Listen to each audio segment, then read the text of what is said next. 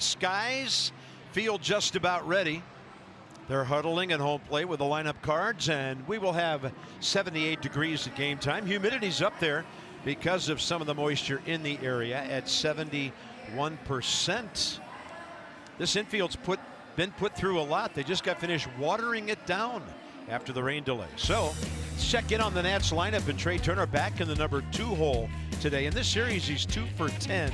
He's still hanging in there with 102 hits. That's just out of the top 10 in the National League, but third among shortstops, and with 55 runs scored, again just out of the top 10 in the league, but the best of guys who play the number 6 position. So he's behind Adam Eaton today, and if Eaton keeps doing what he's been doing, there should be some opportunities for Turner to move him around and maybe move himself around. FP, we saw a totally professional day here at the ballpark by Adam Eaton yesterday. I think you see a professional day from Adam Eaton every day. It's the way he goes about it. He plays the game the right way. 26 games since coming off the DL. In case you missed it on the open an hour ago, he's 32 for 96, 333. Last 12 games, 17 for 46, 370. But you just watch the way he goes about it. Seems like the straight line running is not a problem, although he slipped out of the box right there. Just like the way he's doing it right now. AT&T achieving more, zeroing in on Adam Eaton. So on the road trip, he's 11 for 20, 5 out of 9 here in New York. On base percentage great, slugging pretty well. A couple of RBIs, and he scored 2 runs yesterday. Dan's back with us, and Dan, pretty strong 6-game road trip so far for the Nationals outfielder.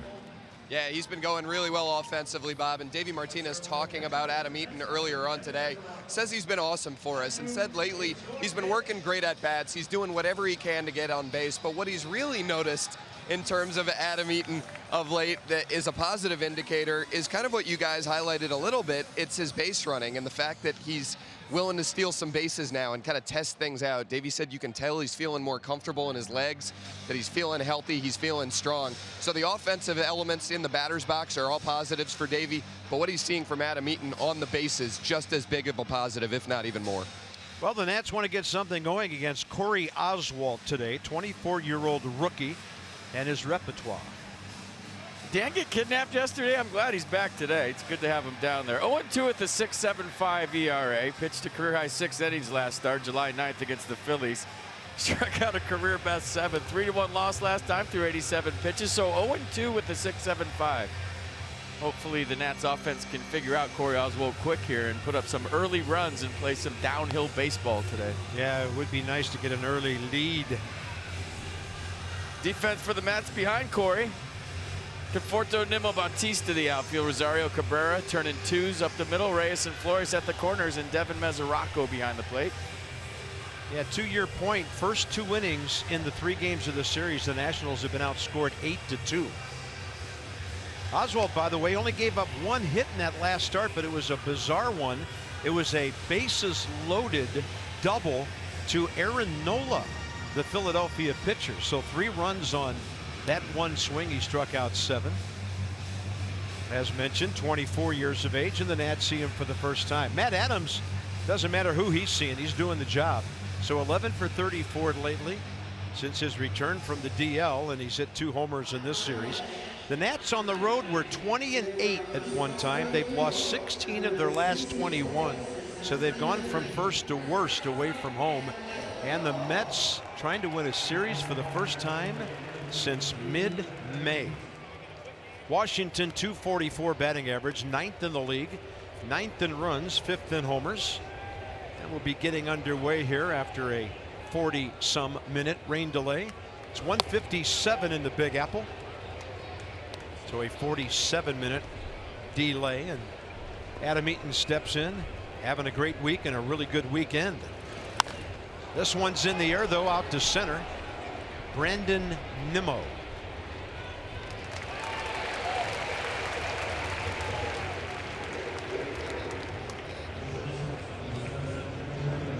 Corey Oswalt, born in San Diego, out of Madison High School there, Met 7th rounder in the amateur draft in 2012.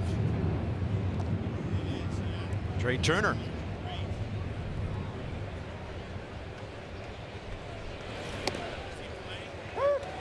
He's a big young man who Turner is facing.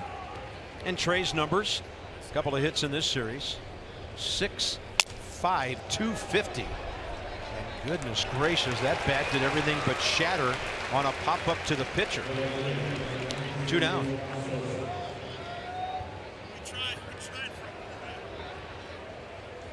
Juan Soto.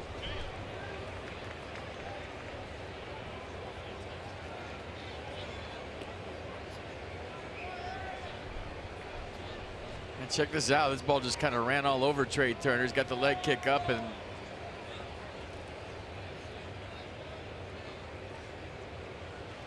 short fly ball to the pitcher. Soto 5 times on base in this series. He didn't like how quickly Oswalt was bringing it home, so he was able to get time.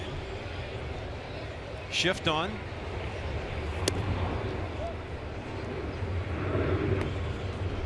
Checking in with an on-base percentage of .415 to go with his .306 batting average. Yeah, Ozol's a command guy. He's got to use the corners, mix it up, all the typical things you say about a guy that throws 90 miles an hour with some arm side run to it. So throw change-ups and fastball counts and try to mix it up a little bit, but he definitely can't challenge you out over the plate. 2-1. He's getting the ball back and he's ready to roll. Soto lays off. Ball 3. No rookie has hit 300 with a .400 on base percentage and a .500 slugging percentage since Bernie Carbo of the Reds, a power hitting outfielder, back in 1970. Got a long way to go in the season, but Juan is off to such a great start. He's invoking some numbers from years past.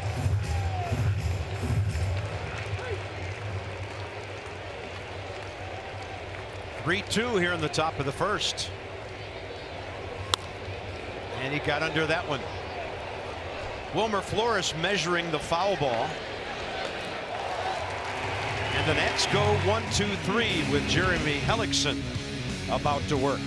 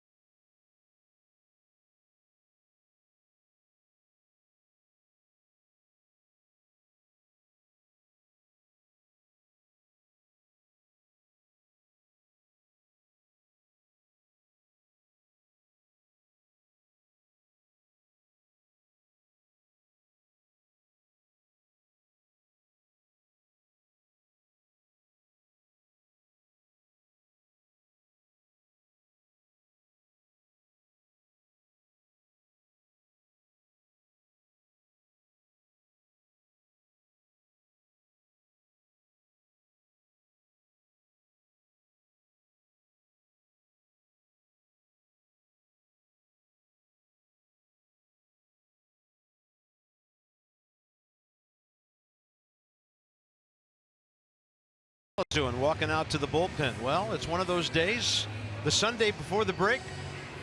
I've heard it referred to as Harvey Holstaff, Johnny Holstaff. Everybody who can throw might be available today. Here's Ahmed Rosario in the number 8 spot. And for the Mets, he's had a good weekend. 3 hits and RBI. One of the league leaders in triples. They like him. And pretty much their regular guys in front of him, they've been alternating. Devin Mesoraco and Kevin Plawecki behind the plate, platooning every day. And here's Hellickson, 2-4 career against the Mets. Yeah, throws that fastball just 39% of the time, mostly curveballs and changeups. They're both real good ones. 31 years old, 6'1", 190. Earned his 3rd win last start, July 10th at Pittsburgh. Went 5 shutout, gave up just 2 hits against the Pirates, 3 strikeouts, 1 walk in the 67 pitch effort. Yeah, along with that record I mentioned, 9 starts, a 7.40 ERA against New York. Brandon Nimmo is 2 for 7 against him as he leads off.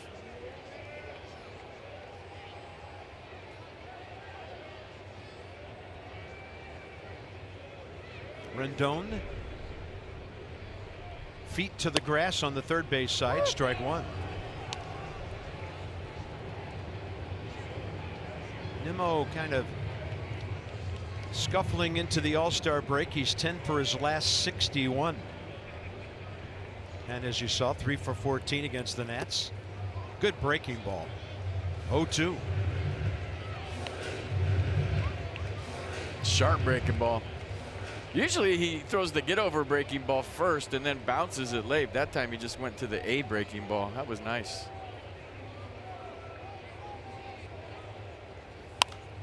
Popped up left side. Rendon near the Nats dugout. It's coming back to him for the first out. Pop-up practice so far. The defense for the Nats behind Jeremy Hellickson. Soto, Taylor, Eaton, the outfield. Turner, Defoe up the middle. Rendon, Adams at the corners. And Matt Wieters, who had yesterday off behind the plate. There are several hitters in the Mets lineup that have faced Hellickson a lot. The next 2, Cabrera and Bautista, fall into that category, and further down the lineup, Jose Reyes. Asdrubal is 11 for 26. A 4.23 average against our starter. And there's his overall career numbers. Having a good year. He's going to have over 50 RBIs at the break. He's sitting on 17 home runs. Curveball, curveball. Does he bounce one here? Opponent's hitting just 215 against Jeremy's curveball this year. 218 against his changeup, his 2 best pitches.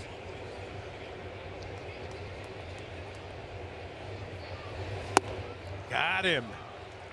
Big sweep, big drop. 2 down. But I said he throws the off speed more than the fastball. So curveball, curveball, and then changeup for strike 3. So didn't show him a fastball and a 3-pitch see ya.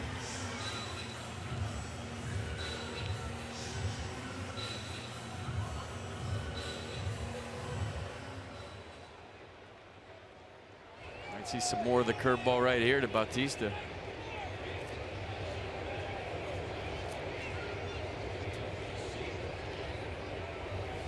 Just as the first pitch was about to be thrown, Defoe strolled from one side of the second base bag to the other.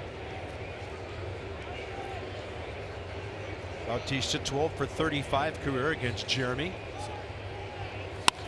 And a ball driven to right center. Adam Eaton makes a last adjustment to come in and grab it. So each pitcher with a pretty quick 1, 2, 3 to start this rain.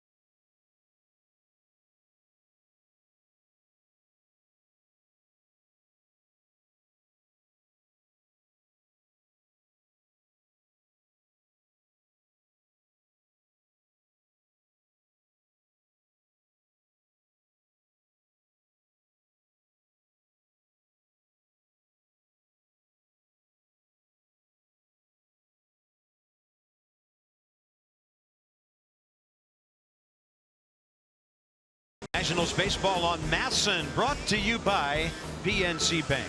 There's no better time to act than today. PNC, make today the day. And by Ocean City, Maryland. There's no end to the fun you'll have in Ocean City. Plan your trip today at OCOcean.com. 7 train, Grand Central. Head east under the river. Willets Point, City Field exit, U.S. National Tennis Center.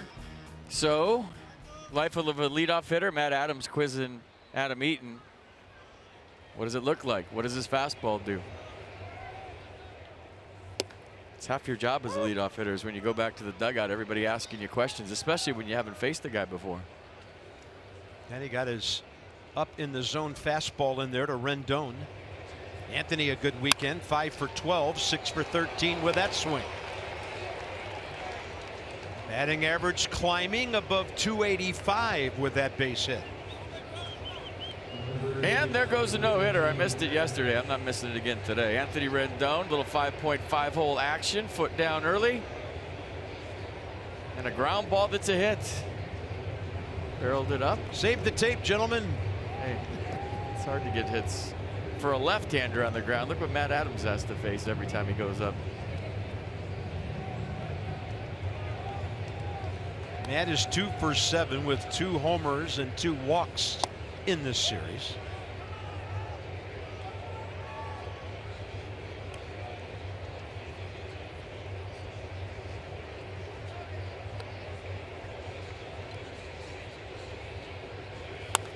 And he's going to hook one to right field. Getting a good read on it. Rendon, third base easily for him. And a corner situation is now Matt Adams is 12 for his last 35. Watch this ball check up. Almost like it had backspin on it. Nice extension, taking an outside pitch and pulling it. And the ball just sat in right field, and that allowed Anthony Rendon to go to third. Watch this ball. Is it wet out there? It just stops. There's not a lot of velocity to it, and I think it fooled Bautista, but some spin, a base hit, first and third. Big spot for Michael A. Taylor. Yeah, Bryce getting a day off today. Taylor in center, Eaton in right. Check swing. He'll have to hurry not to be doubled up. And he got there. And the ground ball puts the Nats on top. Taylor's 25th RBI. Rendon scores 1-0.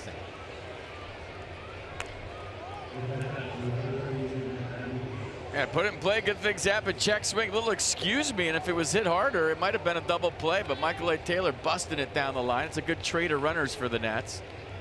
I got a bunch of stolen bases at first to run in, 1-0. So good hustle by Michael A. Taylor, and hey, it's an RBI, nicely done. Matt Wieters, the number 7 man today, with Hellickson batting 8th.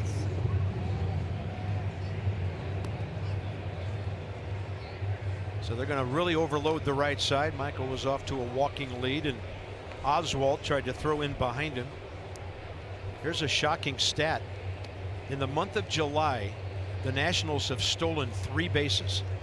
Well, it's about to be 4, maybe. Bill Miller took a long look. He was going, he had a lean. And are the Mets going to check it? I think he got back. Now they're on the horn. All right, let's play. He was way out there too. That had to be a 14-foot lead. Michael is 24 out of 29. Still tied with Starling Marte, most steals in the league. That was a pitch out that almost ended up back in the strike zone. That was weird.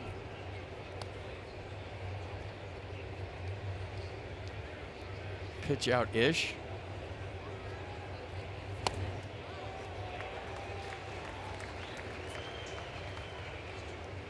Matt Wieters started the first 2 games of the series.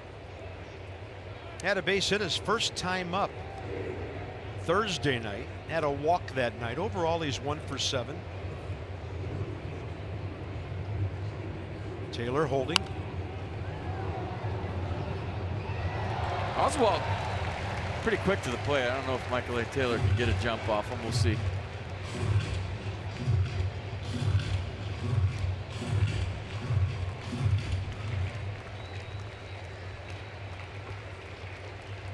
StatCast powered by AWS show you the Michael A. Taylor lead. Kind of shortened up right now. Maybe he knew they were throwing over. Yeah, Oswald just not really making little casual tosses over there. He's firing it over to Flores. 1 ball, 2 strikes with 1 out. Wieters to the pitcher. That's the shortstop Rosario, and they do turn the double play that time. 1-6-3, but Rendon and Adams team up to set up a run for the Taylor RBI.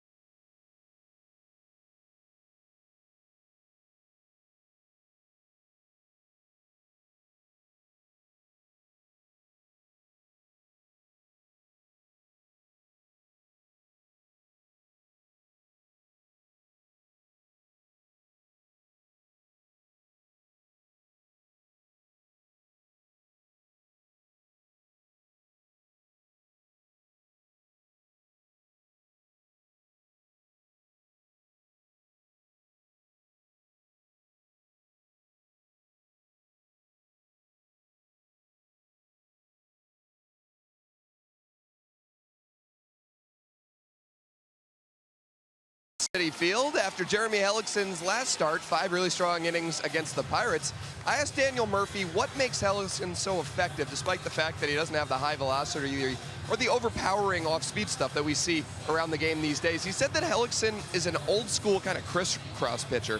He can work the run-back two-seamer in on you one way from a lefty's perspective, and then the cutter, or rather the two-seamer away from you and the cutter in.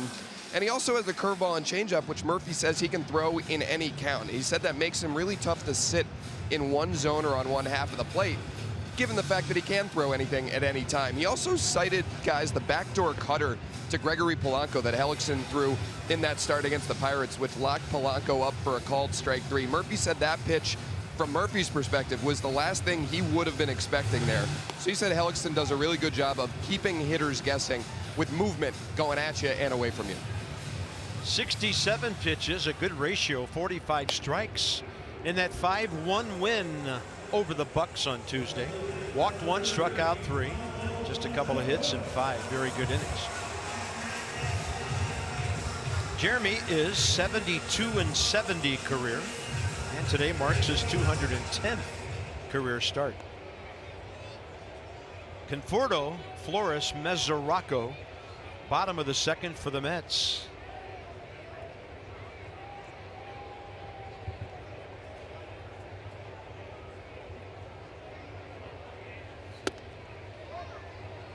Pretty good pitch, wasn't it?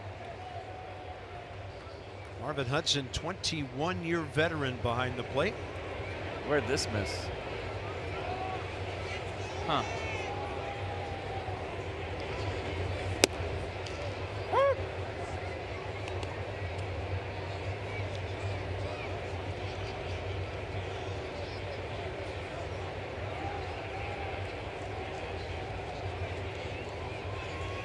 One.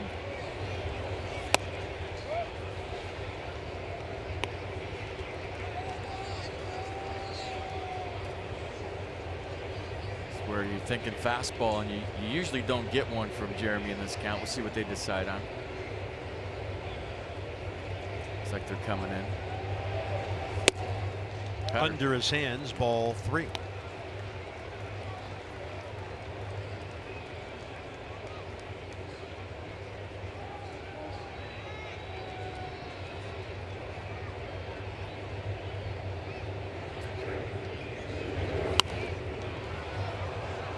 Out of play, left side.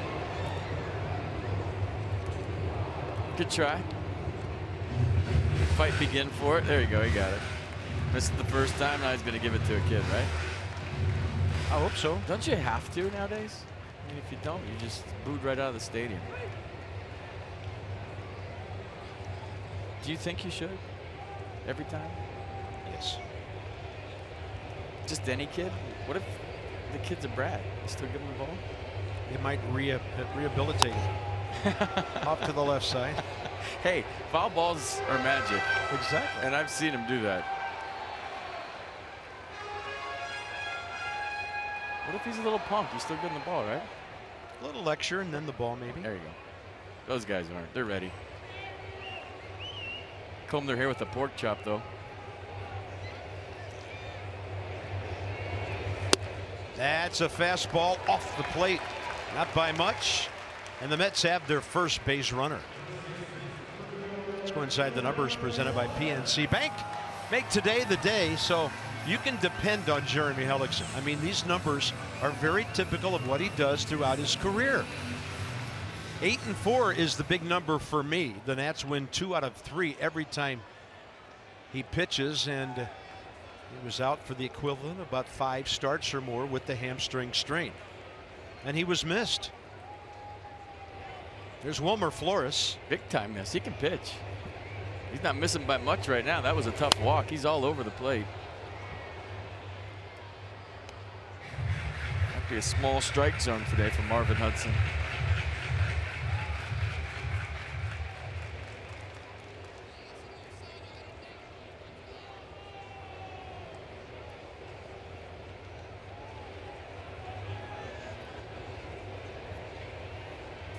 Oh, and 1 the count.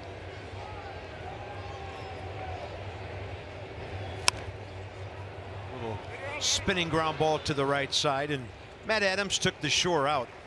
Would have been risky at second. First ground ball out for Jeremy Hellickson. I think it's another key for Jeremy when you watch him pitch. Weak contact. That'll tell you he's got good stuff. Like they're picking up the changeup. Devin Mesoraco, 226 as a Met, 224, counting his early season in Cincinnati. 0 for 2 against Hellickson career. Has 19 of his 22 RBIs since putting the New York Blue on.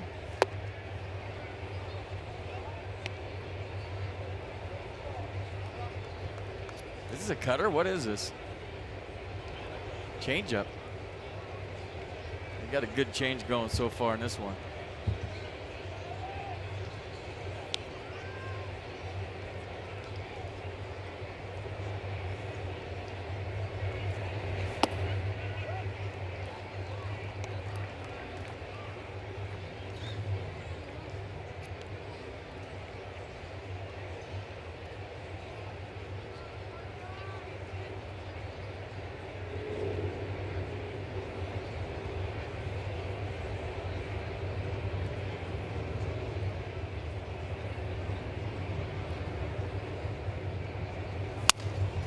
That is perfectly placed, and it's hit slowly enough that Conforto will score easily. And the Mets, wait a minute, he turned around and went back. He fell down and had to go back. Yeah, you got Sniper coming around third big time. They're going to laugh about it, but that's a run on the board. Broken bat single to where a shortstop sometimes plays. Trey way over in the hole.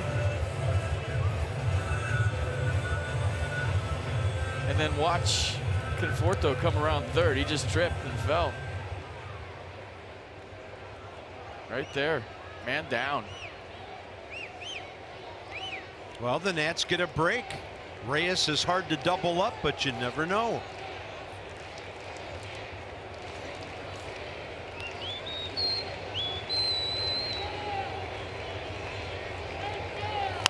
You know what's weird? We got to the ballpark today. It rained hard last night in New York. And I don't think they covered home plate or the mound because home plate was a swamp. They were working on it. Yeah. It was destroyed basically. They had to basically reinvent home plate. They got diamond dry on top of the clay right now, but the mound and home plate were really bad, and I'm wondering if that had something to do even at third base with Conforto falling. I saw something today that I guess maybe we've seen before, but it's been a while. They had propane torches. First of all, we could see the flames coming out of a couple of them. Then they turned them down and just, it's like they were heating the area, the entire circle around the batter's box down there. They had 2 of these things hooked up to propane tanks. And it looked like a war zone down there for a while before they eventually covered it all up with the diamond dry that you mentioned. And the pitcher's mound looked much the same.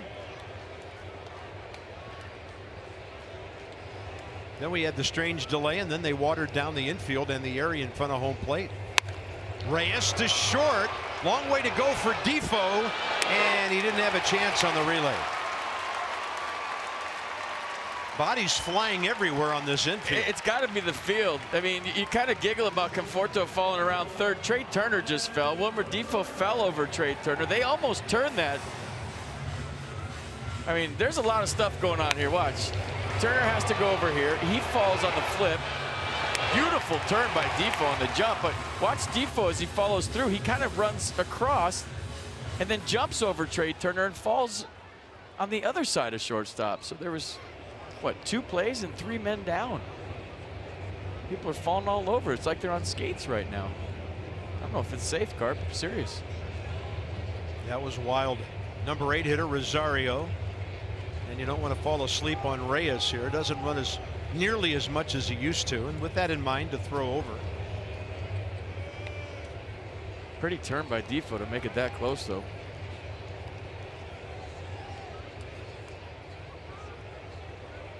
So each team with an RBI grounder. Taylor for the Nats, Reyes for the Mets.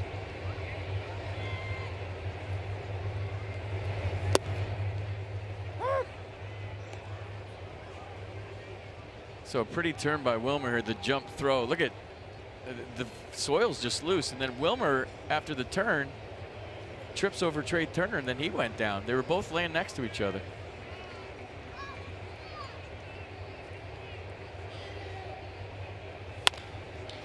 To short, and they can relax on this one. 6-4.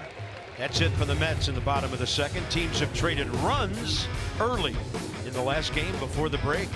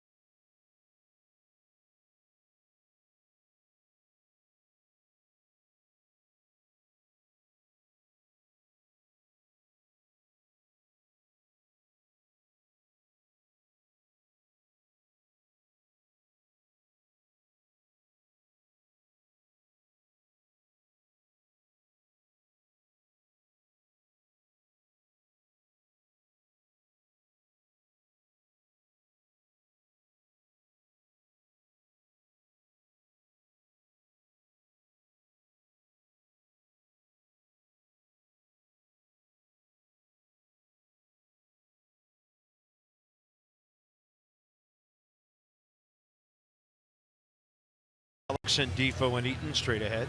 Here's Wells Fargo with a look ahead. So much going on in the district over the next couple of days. And of course, Bryce will be in the home run derby. Max trying to be the first pitcher to start on his home field since 2013 right here with Matt Harvey. So Bryce, the number 2 seed against Freddie Freeman. Sean Doolittle, because of the foot, will be replaced by Jeremy Jeffress of the Brewers, a fine reliever he is, and we're still proud, as we could be, of Sean being an all-star for the second time. Hey, don't forget the Mid-Atlantic Sports Report on Masson every afternoon at 4 o'clock. And you will have interviews from Nationals Park with whoever the guys can get a hold of for a couple of days around the Home Run Derby and the All-Star Game. Here's Jeremy Hellickson, 1 for 19 this year. Pretty fair wood on that one, and a long run toward the line. Bautista couldn't get there for the foul ball.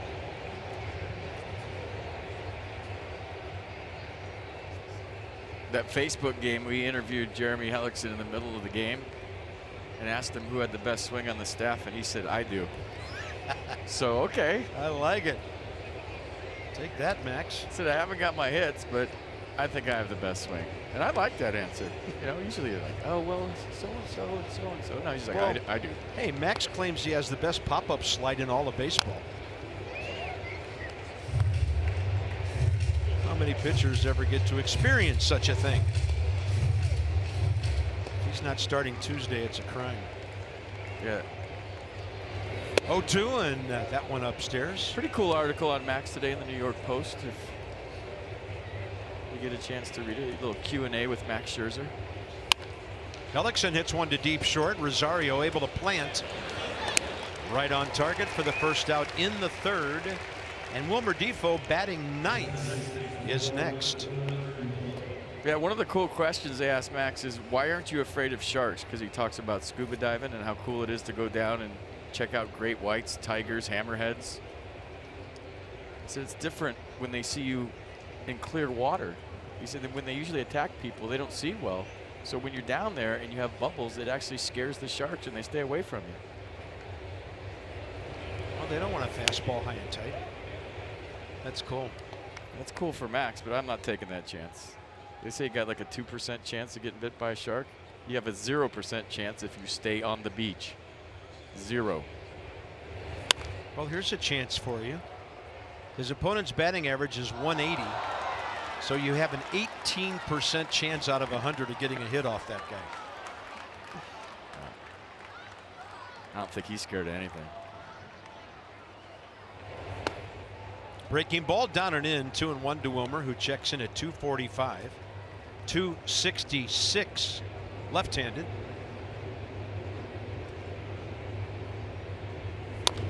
And a tapper to the pitcher. 2 outs here in the third. Last year, Max Scherzer, all-star starter in Miami. This is graphic. I don't know if I like that shot. The torque Yes. and the strain on the arm and the elbow. Unbelievable. So he sat Aaron Judge down. Here's where he sits.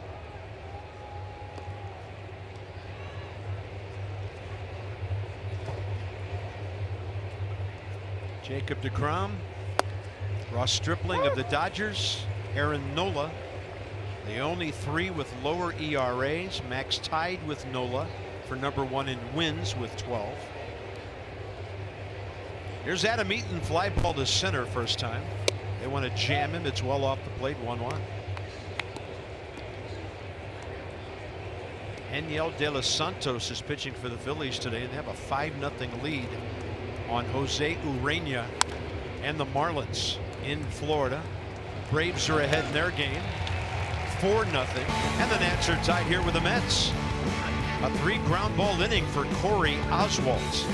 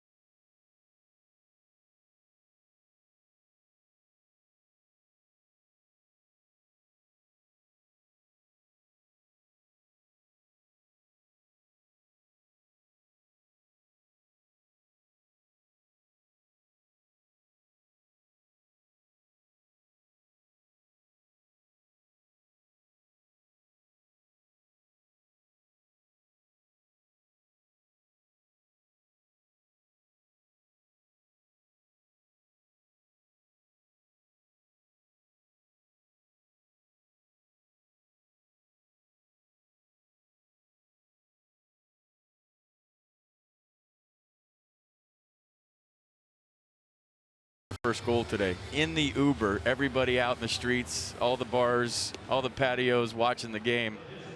So congratulations to France, World Cup champs. Croatia put up a great fight. Yeah, 4-2, right? That's a slugfest in soccer, by the way. You know what's coming? It's tomorrow and Tuesday. Did you see the field, by the way?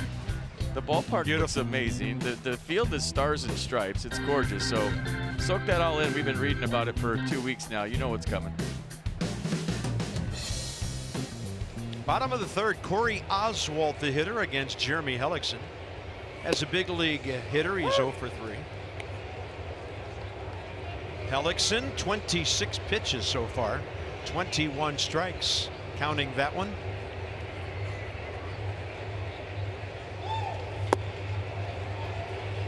Regulation hitters haven't been able to do anything with the curve. You roll the grass blades, right? That's how you get the stars and the stripes and the different colors. So when you're way far away, it looks like it's painted on, but it's not. I don't think so. Wow. First time around the order, the Mets go 1 for 8 with a walk. And that's Hellickson's second strikeout. Nimmo and Cabrera, the next two here in the third. They actually have rollers, so you roll the blades of grass one way and it reflects off the sun. That's how you get the cross mode look.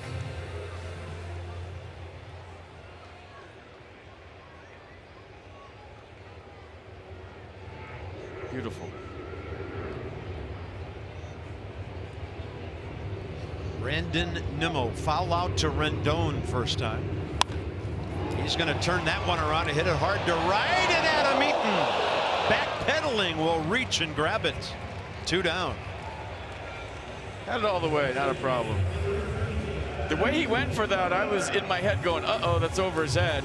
And I think he realized the same thing about right here.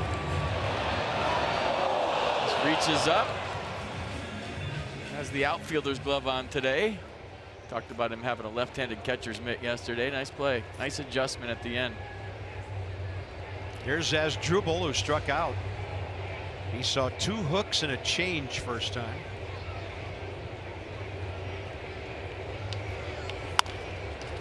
Jeremy Hellickson's going to have him a nice inning if he catches the relay, and there it goes. 7 pitches. Well done. To the fourth we go. 1-1.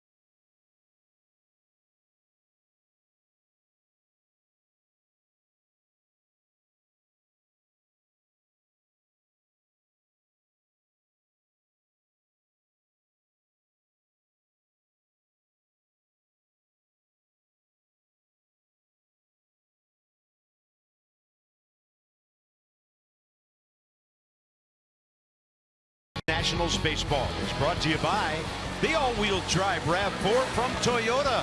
What drives you? Visit buyatoyota.com for great deals.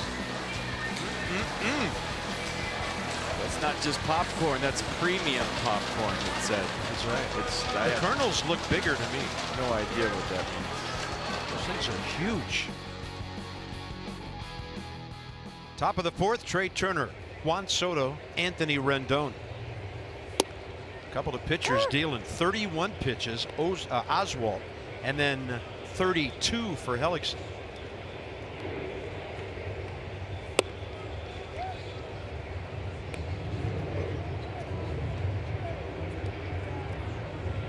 Trey. That little pop up to the pitcher on which he busted his bat first time, and Oswald tried to take it right back in there.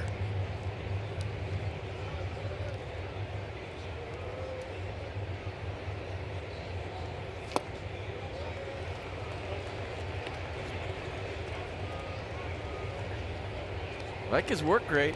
Boy, he's getting after it, isn't he? Yeah, you got to look up if you're in the batter's box because he's ready to go. And that one got Trey on the foot.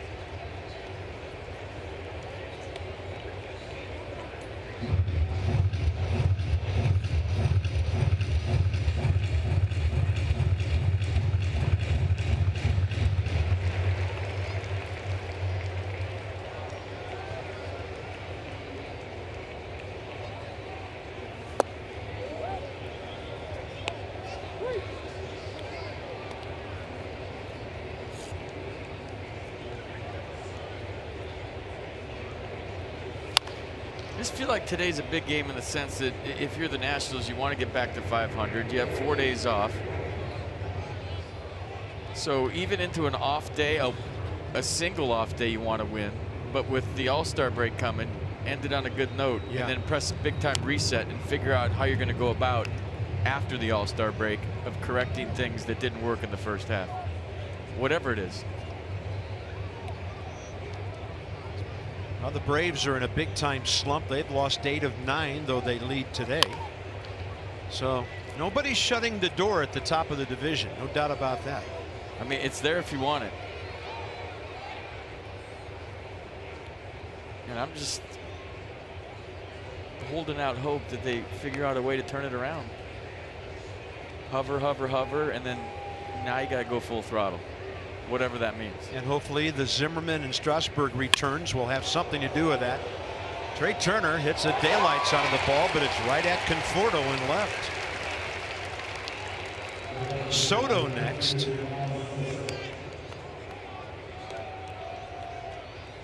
And the one thing that I always think about, Carp, in tough times, you remember the bullpen early last year.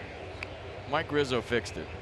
And whatever's going on right now, you have a feeling that the baseball people that have been here a long time are going to do something.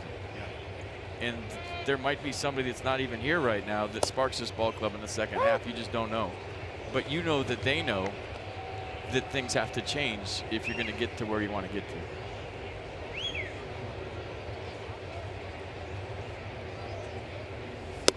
Yeah, and I think it's important for the fans to know, hey, nobody's sitting around doing nothing right now as far as the front office and the ownership. We had a discussion this morning around the table that pretty much everything that we think of that has happened or could happen or what needs to happen, they've thought about all of this way before we did. And you know, the wheels are turning, and we'll see how it all shakes out. The Nats have one of the brightest GMs in the game, who's forgot more baseball in our little conversation than all of us will ever know. So. And Kinsler, Madsen, Doolittle all arrived in short order last year to take care of business. And we'll see what's in store this time around. Steven Strasburg, by the way, is currently throwing his second rehab at Potomac, and we'll hope to have a final report on him. I know he had a 1-2-3 first inning down there. 2-2 with 1 out to Soto here in the 4th. Swing and a miss on a pitch away. First strikeout for Corey Oswald. See, that's his zone right there. He likes the fastball away. Watch the swing. That swing tells me he's thinking about something in. And the league has been pounding him in. And when you look at the sequence, everything on the inner half made him aware of that and then went away late to a pull swing. Bases empty, 2 outs for Anthony Rendon, who got the Nats their first base hit. Hard hit ground ball through the left side first time.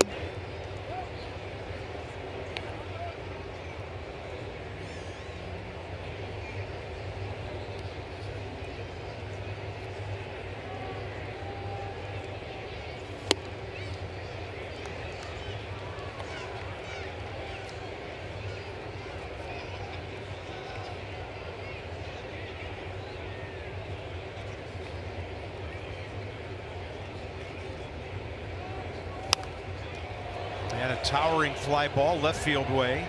Rosario the early call, and then Conforto behind him calls him off.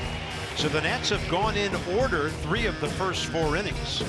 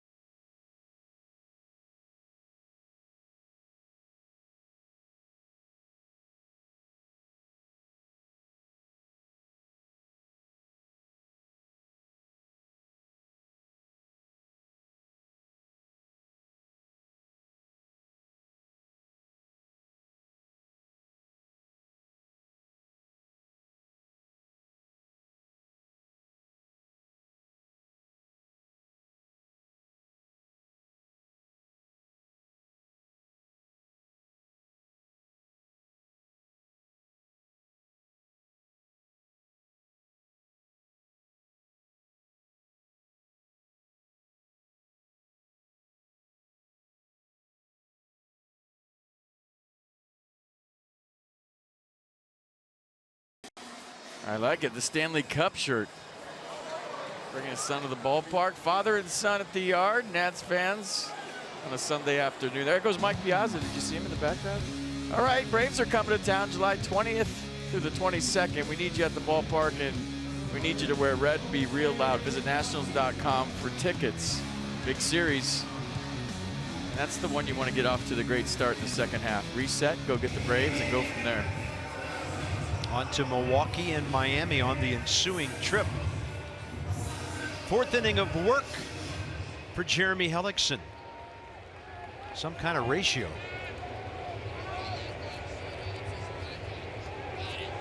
30 pitches, 25 strikes.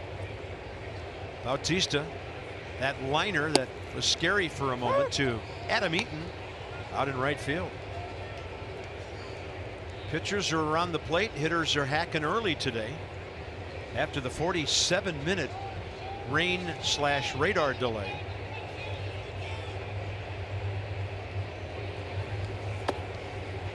One.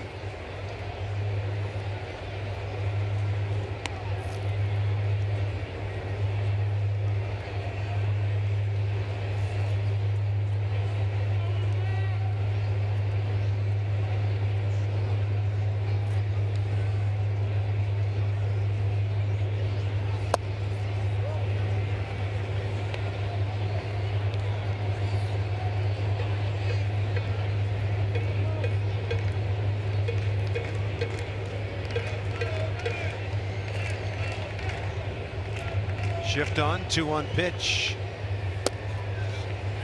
Sharp with that curve all day. Mercedes-Benz pitch cast right off the table.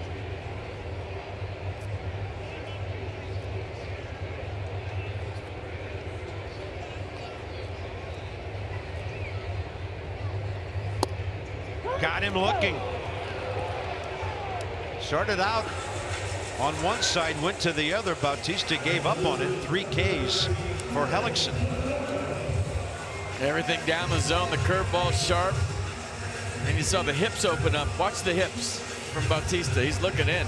He's cheating to get to the fastball. And a lot of times later in your career, the fastball will get on you. So you have to cheat to it. And that opens up the curveball on the other side. Nicely executed.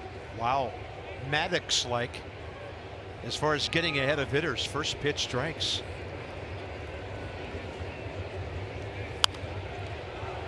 Another one.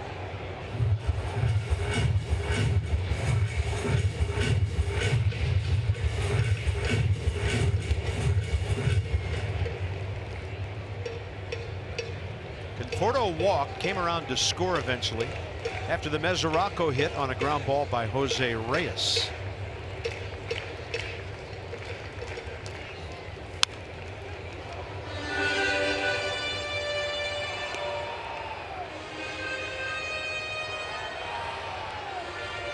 Nats have walked Conforto 3 times in the series and hit him with a pitch. He is 3 for 9 with a homer and 3 batted in.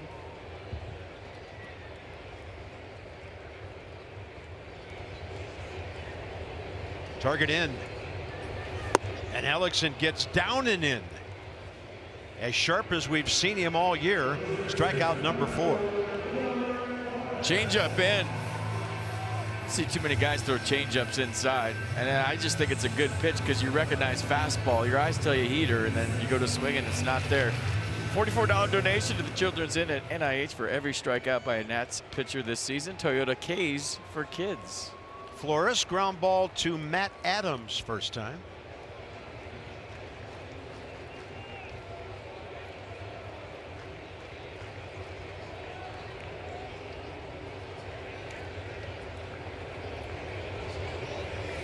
Front door on the curveball.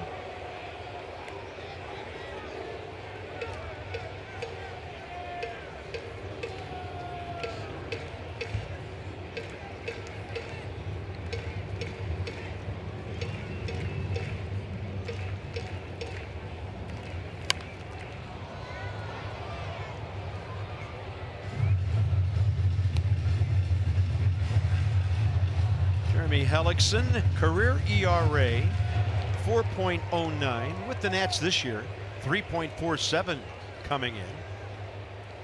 Opponent's batting average starting his 13th outing of the year, 242.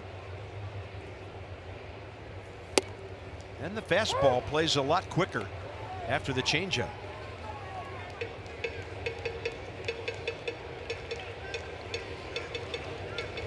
His first start was here in New York. April 16th. Nats won the ball game 8-6. He went 4 2/3. Couple of runs on 7 hits.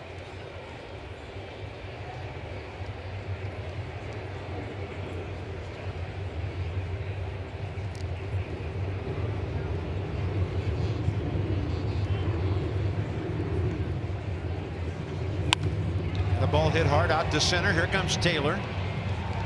Well, the art of pitching so far on display by the veteran, and the kid for the Mets not bad as well. 1-1. Adams, Taylor, Wieters ahead.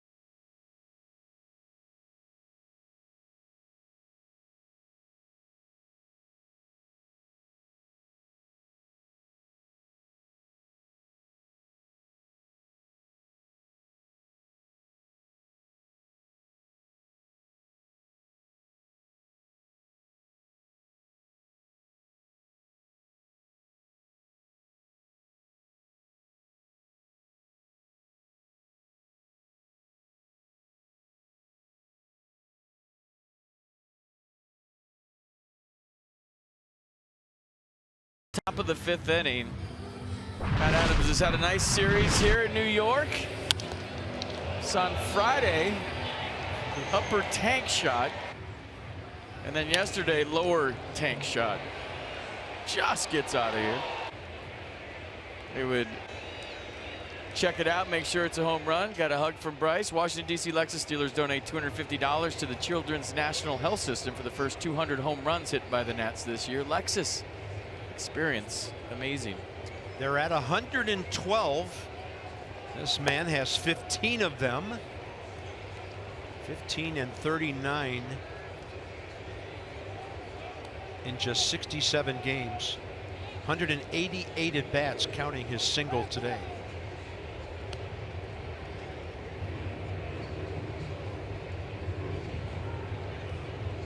So you're going to see more of this moving forward, Major League Baseball. When you talk about Oswalt,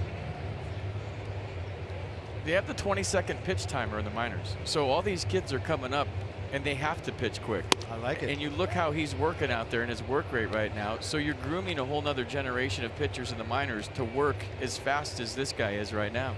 This is normal for him because it's all he's known. Yeah, and we're sitting up here marveling at it. Right. That's a trend we would like very much.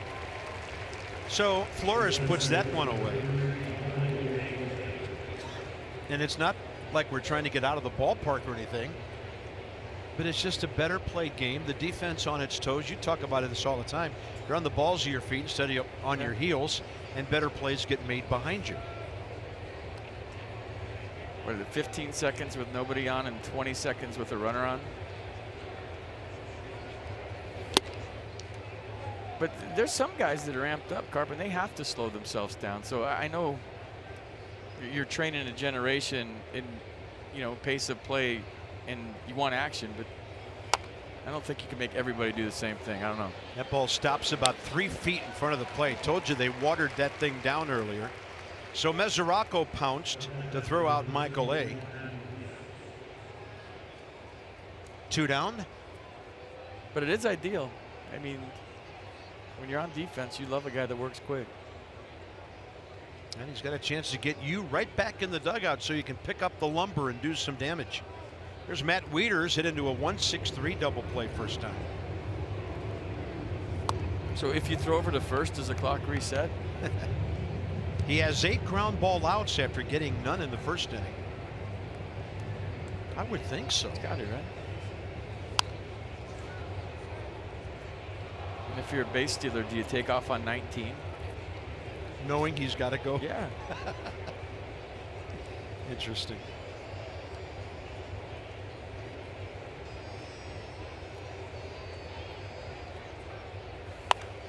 And Wieters hits one a mile high in the infield. Caught by Flores. 11 consecutive Nats have been retired. That'll get your afternoon livened up a bit. Halfway through the game. Good luck there, buddy.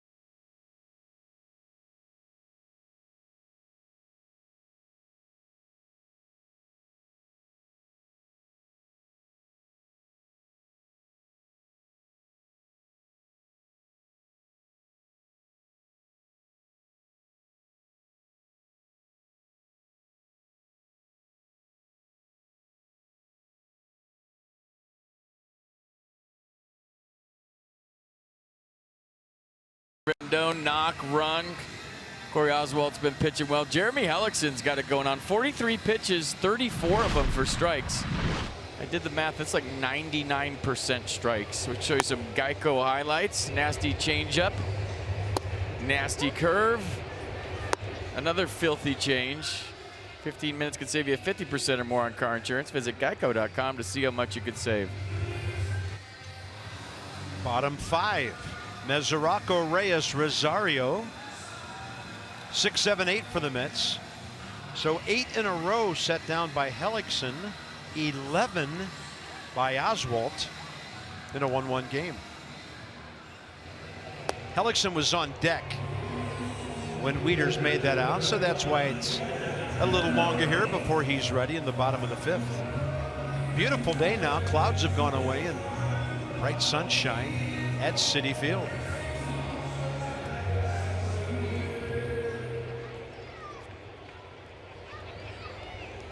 Marlins are making some noise. They were down 5-0 to the Phillies, and in the 5th inning it's now 5-4.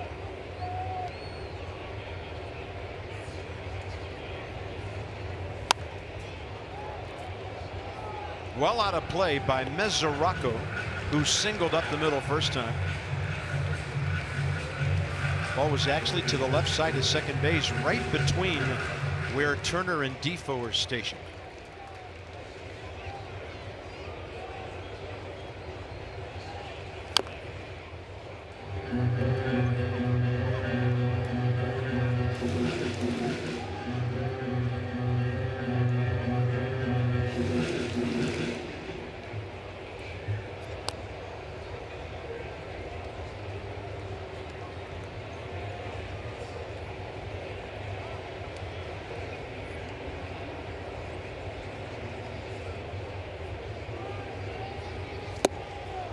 Slips it right by him at 81. He's got all kinds of movement today. Strikeout number 5, and 4 of them have been in the last 2 1/3 innings. It's so efficient. A 3-pitch see it once again. 2 foul balls and a nasty changeup, I believe.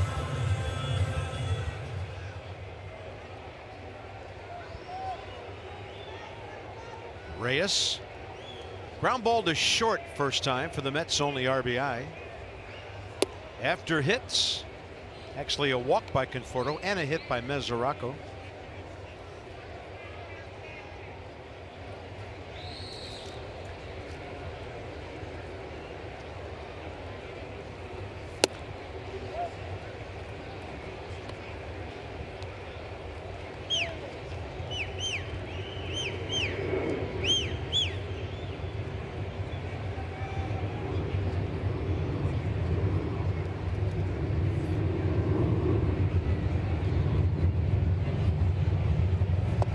Ball 3.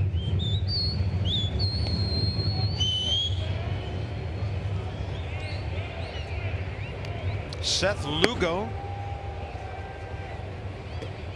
Oswalt's 3 big league starts, 59, 65, and 87 pitches. He's at 59 through his 5 innings. Might the Mets hit for him if it gets to a 4th batter here in the 5th? So 3rd time through the order thing too coming up for the Nats. 3-1 pitch. And that's hit hard by Reyes. Adam Eaton can only play the carom. The ball hits the fence out there and just deadens on the track. And the Mets have their 2nd hit of the day. First extra base hit in the game for either team. Yeah, betting on a 3-1 fastball in, and he got it right where he's looking for it. 89 down the zone, but Reyes, a good low ball hitter, left-handed, drills it into the corner. So now some speed on second base in a tied game in the 5th. Adam Eaton had no chance at that. That ball was a riser.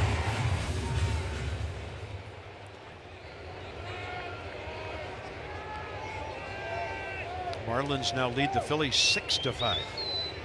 Here's Ahmed Rosario, number 8 man in the lineup, shortstop, bouncing ball to Turner. First time up. Corey Oswalt is on deck.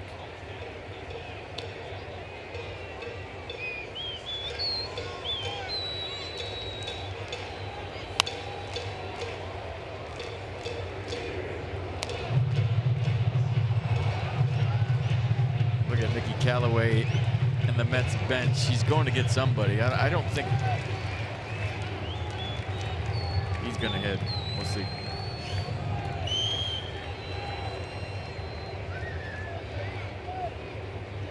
Got Dendecker and Smith from the left side.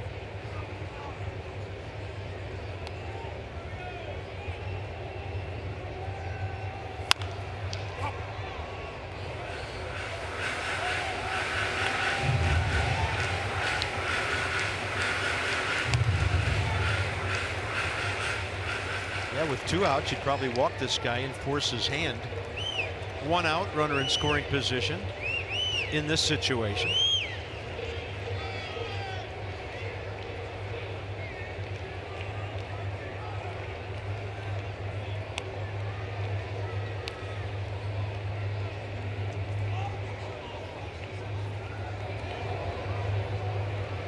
It's good. Just let him know you're thinking about him, just in case he's thinking about going.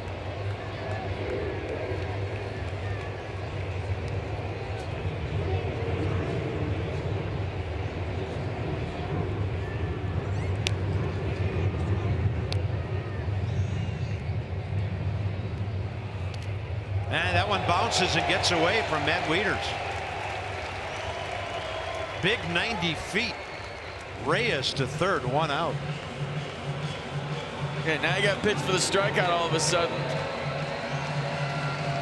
Okay, a changeup just didn't get there. Might have hit the front of the plate and took a weird hop.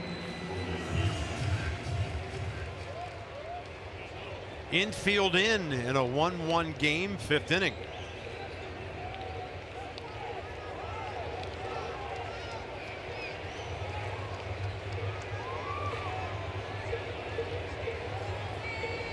Mets have to be going contact play here. Great speed at third still at his age. Did he go? No, says Bill Miller. Boy, Matt Wieters picked that pitch to the backhand, appealed it all in one motion. That was smooth.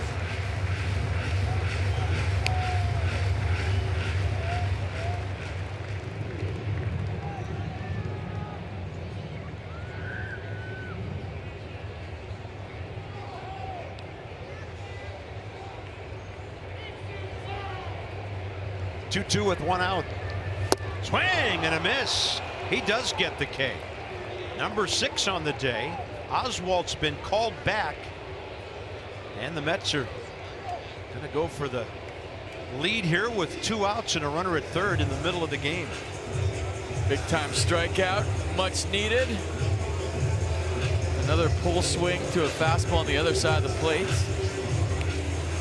And it's going to be their young prospect, first baseman Dominic Smith.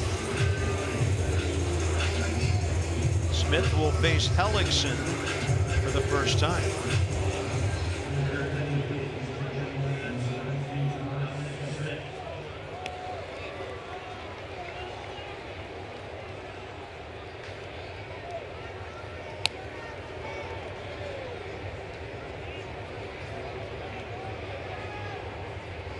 Reyes walking way down the line. Look how far he's almost halfway. Yeah, Rendon's out at short.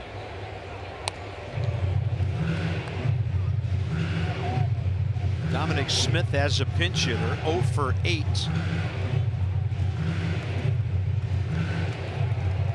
I mean, Hellickson's looking right at him. And it's hard to steal home when someone's out of the stretch. He's halfway to home. Hellickson looked up. He was looking down. He looked up, and good for the Nats. He calmly stepped off. Yeah, he tried to force a balk, but I think he was thinking about going. And here he goes again. Look at this. Pitch up, 1 ball, 1 strike. I think he was yelling at himself because he was thinking he had it.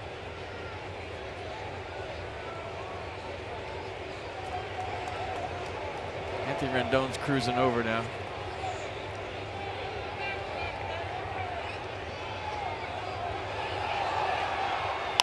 I mean, he could come 70 feet down the line during a delivery, and there's nothing the Nats can do about it. Look where his cleat marks are. It's where he stopped halfway. He was halfway down the line.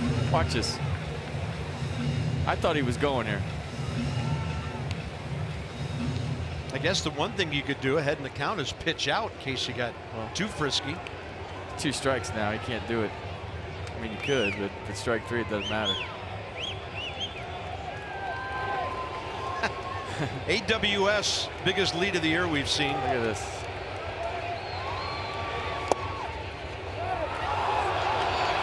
That ball sounded like it hit Dominic Smith. And in that case, it's a dead ball, even if that thing had gone back to the screen. So he gets hit, and he's at first base.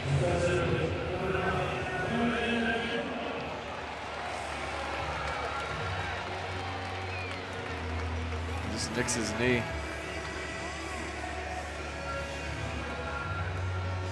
Nimmo's had the best at bat of the day besides Reyes, I think, last time up. Yeah, that drive to right field, flagged down by Eaton. Now Rendon is closer to the runner because there's a runner at first. And Nimmo moves the ball around to different fields.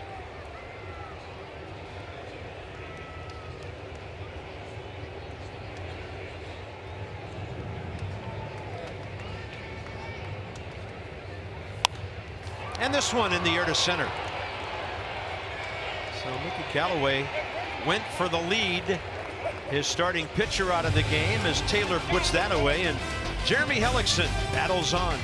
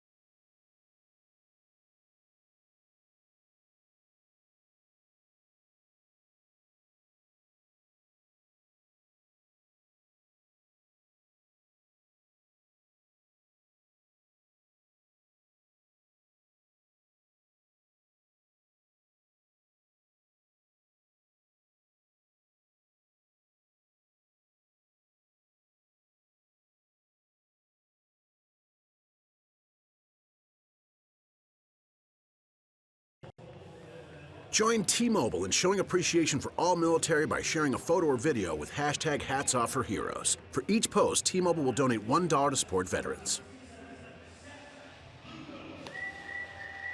1-2-0 Nats, 1-2-0 Mets. They've stranded 3. Nationals haven't stranded a runner today. The Nationals and James Madison University have teamed up for JMU Day at the ballpark. That's Saturday, July 21st. The special ticket, you get the co-branded hat you're looking at. It's the Nationals New Era cap, and the Braves are in town, so that'll be a good game. Visit nationals.com for details. Nice colors. Choose a winning team for your vehicle. Jiffy Lube for value and convenience. JiffyLubeDC.com. 28-year-old Seth Lugo against Jeremy Hellickson. And he goes up swinging out of play off to the right. For Lugo, 31st appearance. And we saw him here Friday night for 2 innings. He walked 2, struck out 3. No runs, no hits.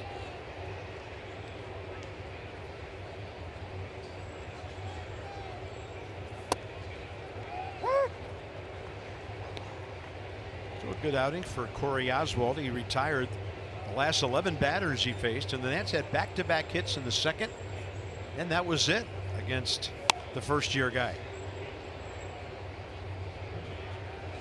Yeah, Lugo's a 4-pitch guy, fastball, slider, curveball, change. As you look at the Nats box score, just a couple of knocks.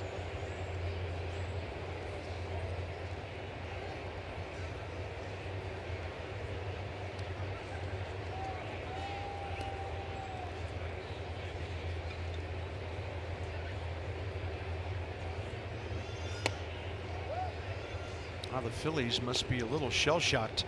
Their 5-run lead turned into an 8-5 deficit. And the Marlins are batting in the bottom of the 6th down in Miami. Hellickson, a foul.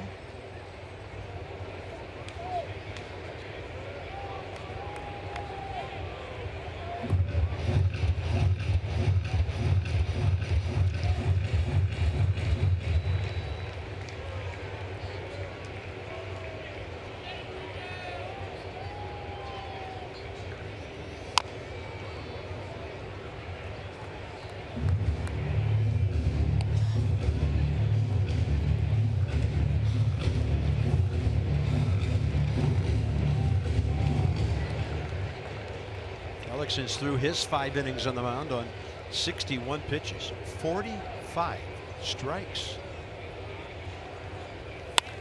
Working hard with the bat, and that's hit number 3 for the Nats, and breaks up a 3-inning hitless streak for his ball club. Walking the talk we talked about. I got the best swing. There it is. And the at-bat of the day. Jeremy Hellickson right back up the middle, so leadoff man aboard.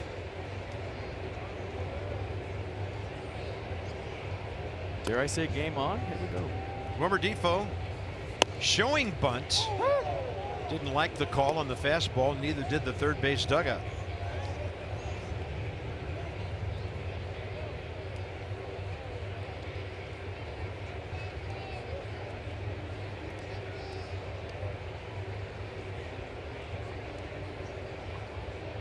On the grass, Reyes at third. Defoe, no sign of squaring. In fact, got good one on it the other way.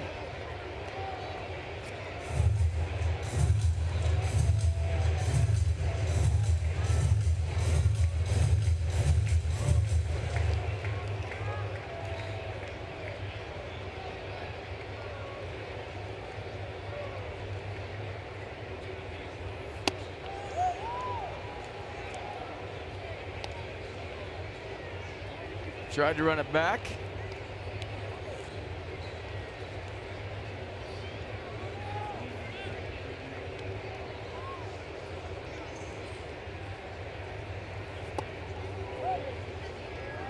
Back even now, 2-2.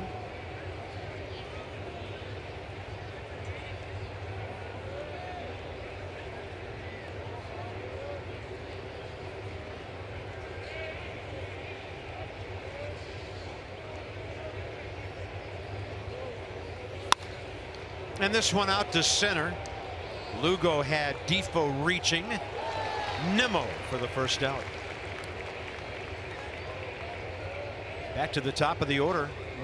Nats first 3 hitters, Eaton, Turner, and Soto, 0 for 6 today. So hoping to get something moving here.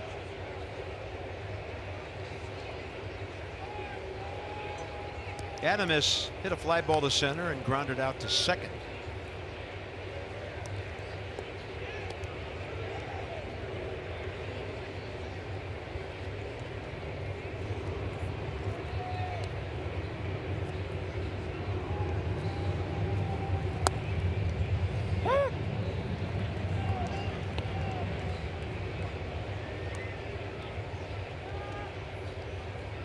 Wilmer Flores is playing right behind Jeremy Hellickson, and he looked like he was thinking about going last pitch.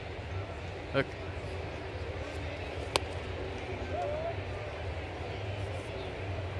I mean, Max stole the base. And you've talked about this before.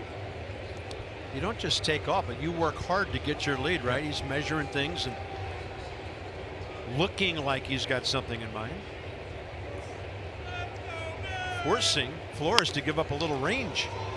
And Adam Eaton's going to hit a line drive at the left fielder. Turner is next with 2 outs. All right, kids batting helmet giveaway is Sunday, July 22nd. Harris Teeter is going to give you those. The first 10,000 kids ages 12 and under get that helmet you're looking at right there. Braves in town, 1:35 start. For tickets, visit nationals.com.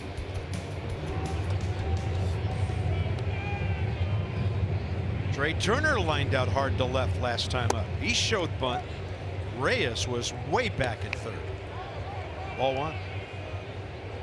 So that'll shorten him up.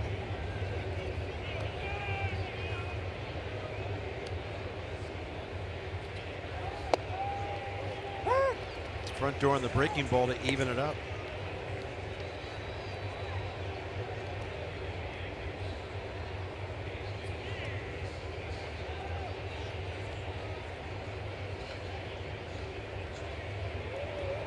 That's a balk. There's a first baseman nowhere near the bag. Seth Lugo turned and threw it, and Wilmer Flores probably 15 feet from the base. So even just messing around over there, he got the job done, getting a big 90 feet. Watch. shuffling all over there, and then you got to throw it to a guy at the base, not near the base. Bill Miller didn't have a whole lot of trouble calling that one. And this ball into right. It's going to be caught by Bautista on the run. The Nats will strand their first runner today, and it stays 1-1, middle 6.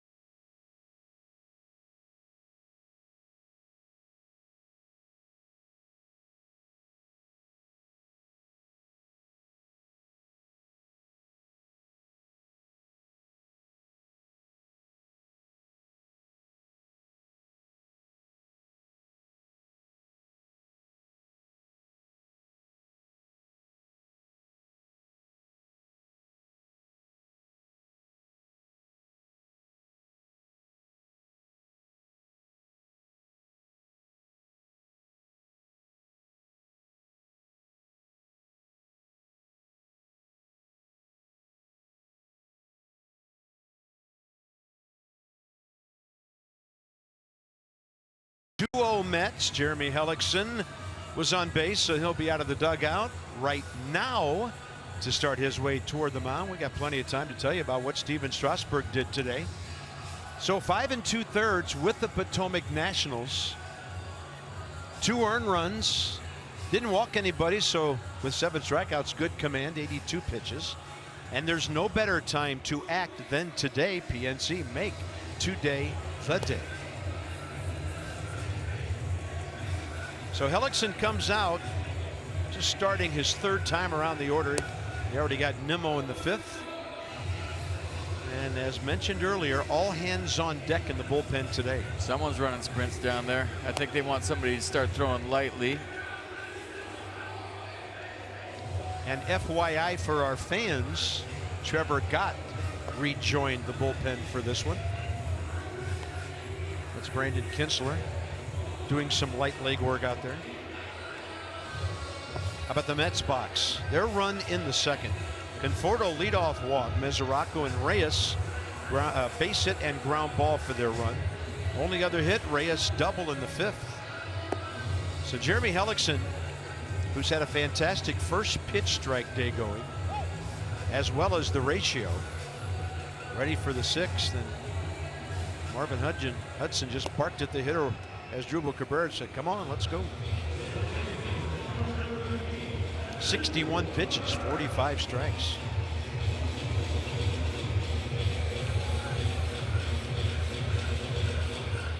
Everyday Matt. Seems that way with Grace now, and Justin Miller is up, getting loose.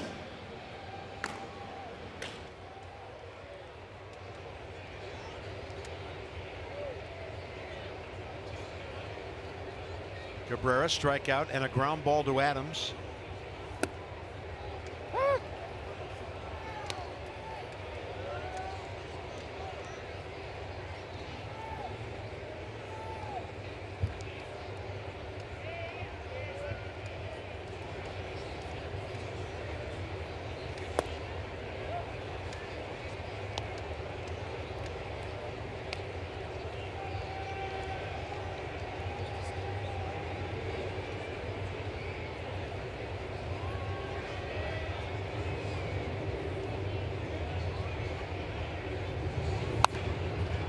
High in the air down the right field line. Adam Eaton into the corner, and it hits foul.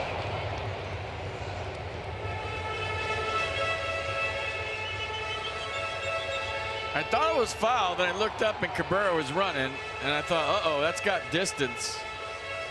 Then you saw Adam Eaton kind of shade himself from the ricochet. Very top of your screen, ball hits right there on the rail, and Adam Eaton takes cover.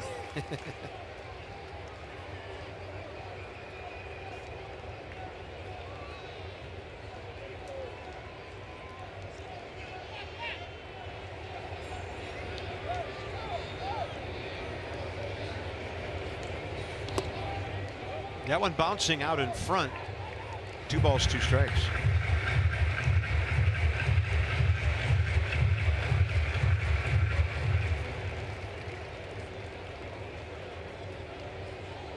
So the 5th inning, a double and a hit batter. In the 2nd, a walk and a single. The only things that have really extended him beyond quick innings today. That is so close. 3-2. A small zone all day.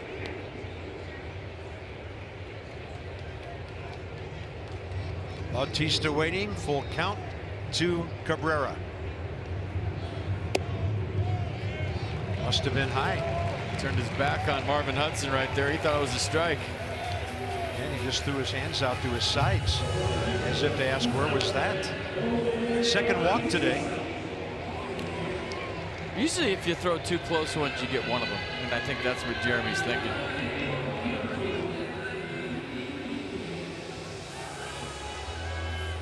Bautista has lined out to right and struck out looking.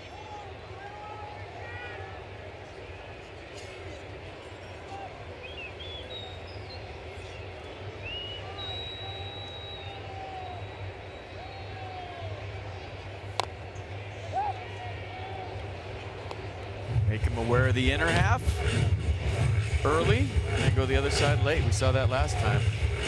Hips were flying open on the curveball away.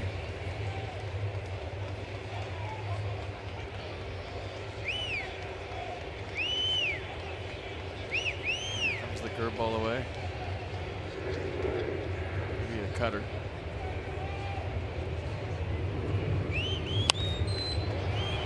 Straight up it goes.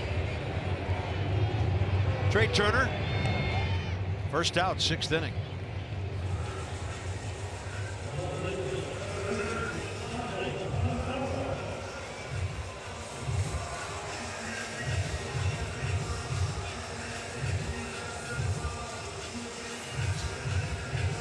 I think his dribble looks better with dark hair. I didn't like him as a blonde last year.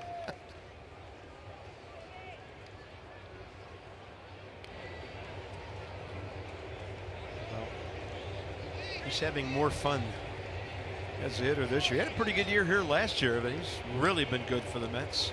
Here in 18, Michael Conforto has walked, scored, and struck out. Big time overload on the right side.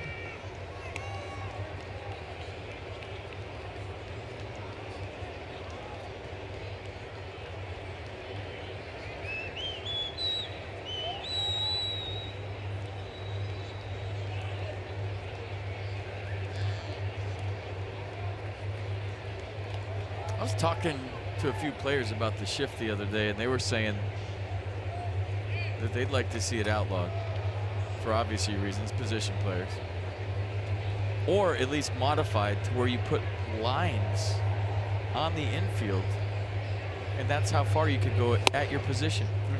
So there's coaching boxes, there's batters boxes, there's, you know, the catcher has to stay in that box behind the plate. So why not put boxes like you can only play right there if you're a second baseman? I don't know if you could put white lines on the infield because it might affect your vision on a ground ball. I don't know how you do it. Yeah, it's a thought. Like you could only go so far. Yeah, tight zone. Could have gone either way. 2 balls, 1 strike to Conforto.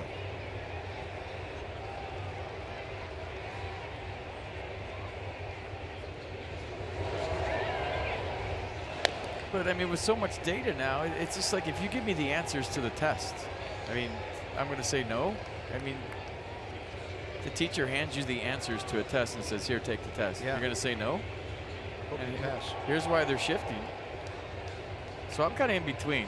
There was hitters that I was talking to that said this, so it makes sense, right? Yeah.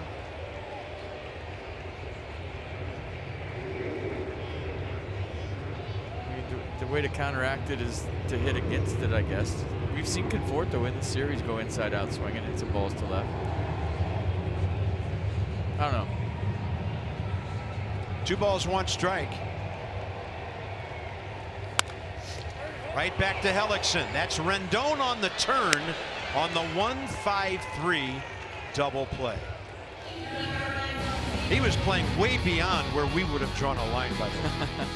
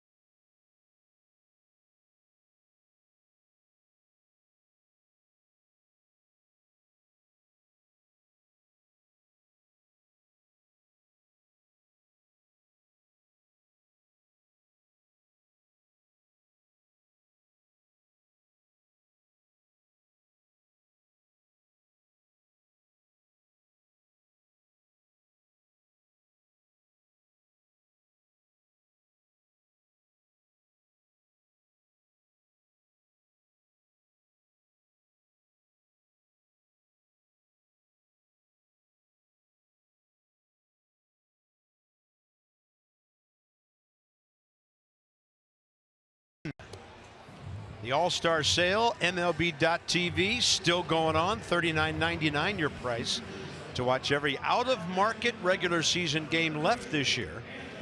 MLB at Bat Premium included. That means your favorite supported devices can show you baseball as well. Blackout other restrictions apply. Visit MLB.TV. Take advantage of this sale. Anthony Swarzak has thrown 1 pitch in this series. That was last night when he got Brian Goodwin on a fly ball.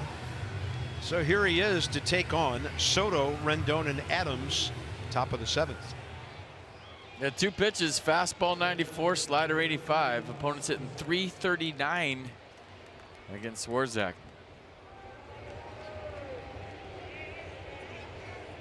Yeah, Mets paid a lot of money for this guy, $14 million on a 2-year deal. He's been hurt some this year. Only his 17th appearance.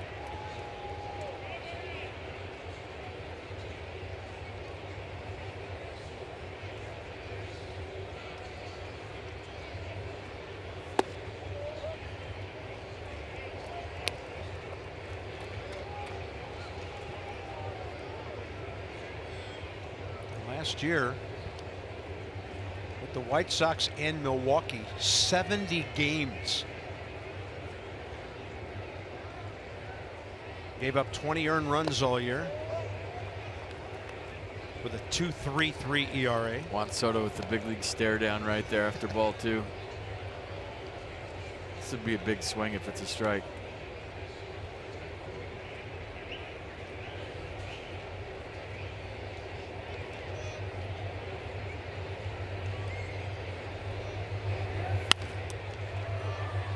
Yeah, he took quite a hack.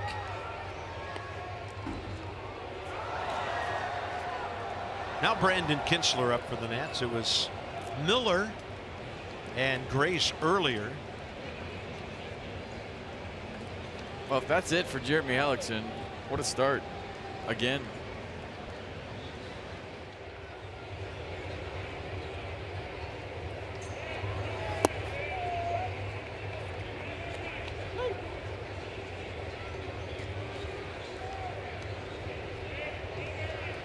He's had 73 pitches, 51 strikes through 6. So a dozen pitches on the average per inning. Good at bat, Juan Soto. Leadoff man on for the second straight inning. Anthony Rendon is next here in the 7th.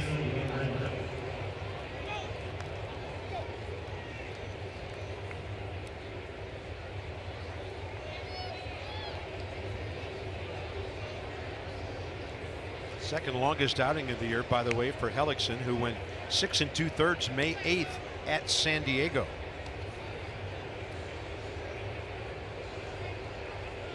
Anthony Rendon is 1 for 2 career against the right-hander Swarzak.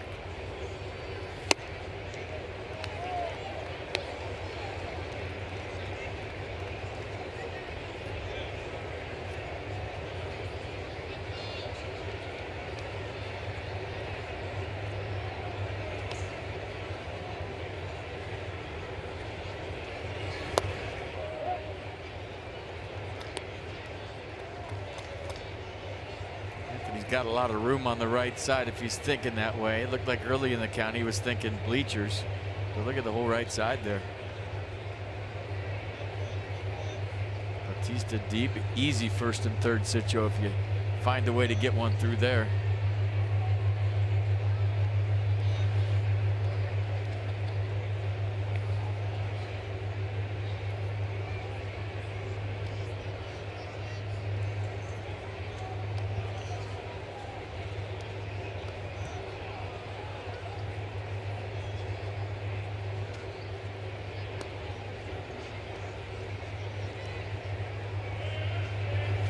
Two and one.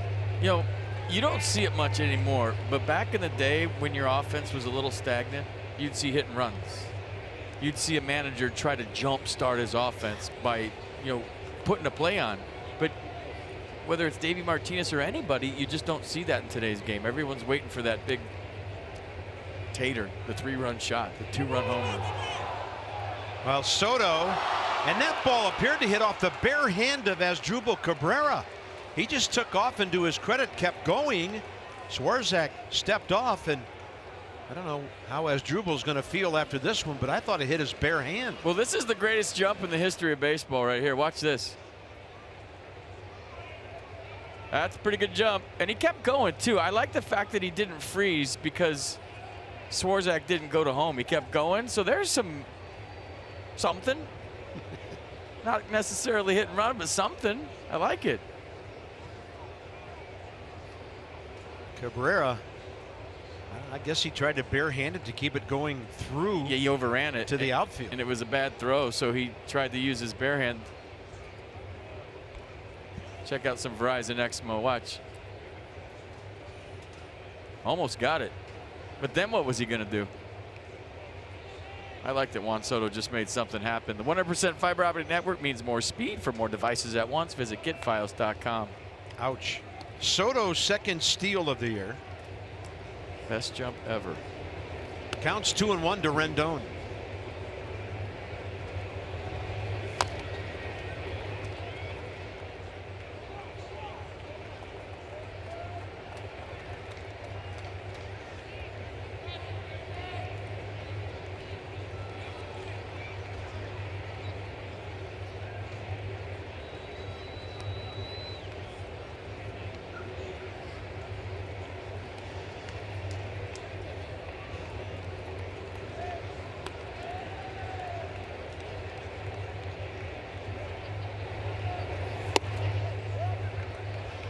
So high and tight to fill it.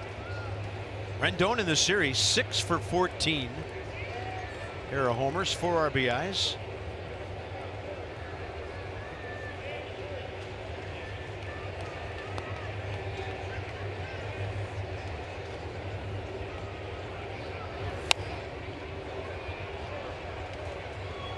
Right below us. And then a ricochet off the seats and downstairs it went. That was hot coming in. It's an ugly finder. It's coming right at me. Guy with a Zimmerman jersey giving you all kind of heat. I was yelling at him. Yeah, you get in front of that. Yeah, you make that play. You're the guy with the infielder's jersey on. My goodness. Swarzak is deliberate. And he walks Rendon. 2 on, nobody out on walks. And that's a really bad idea in front of the next guy walking into the batter's box here. I think Cabrera really hurt his hand. I think he wants some trainer attention, and he's coming out of this game. Yeah. Callaway's headed to the mound. They might just have to go ahead and do a double switch here as Drubel's hurt. Is it dislocated?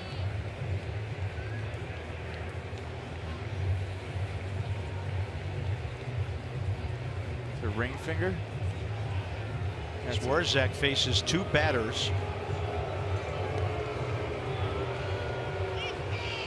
Getting booed as he walks off. And he has opened the door for the Nats here in the top of the 7th.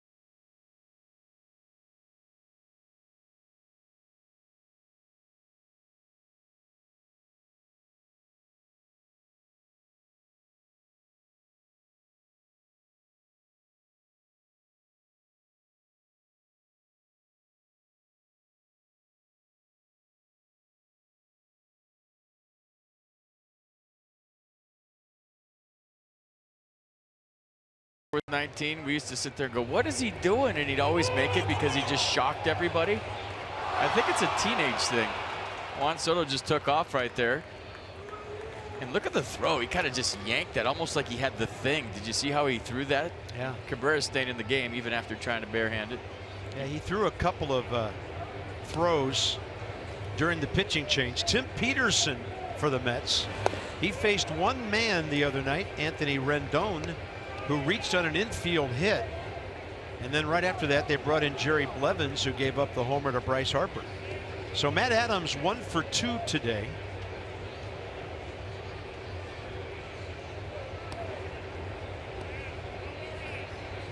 Trying to pick up a couple of runners here, and he's going to drop one into right field.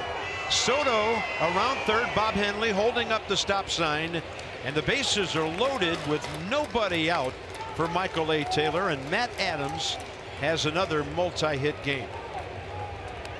Yeah, Juan Soto froze for a minute right there, making sure it dropped with nobody out. Bautista was playing real deep, though, because Matt Adams was up, and it allowed Adams to drop it. A little topspin lobber into right field. So line moving. And here comes Daniel Murphy in a pinch hitting role. That'll get a nice reaction from the crowd.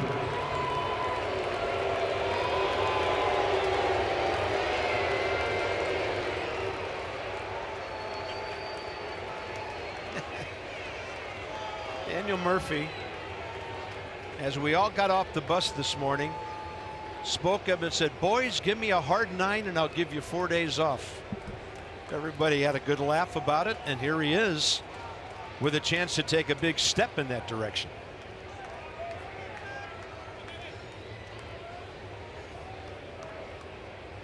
So he's hitting for Taylor. Third base Soto, he walked, stole second while Rendon was in the process of walking. And then Matt Adams, first pitch, base hit.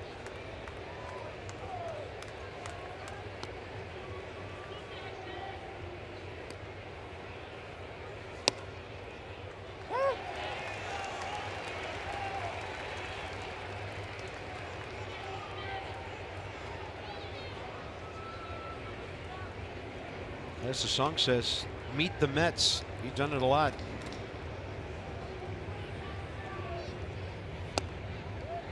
Inside 1-1.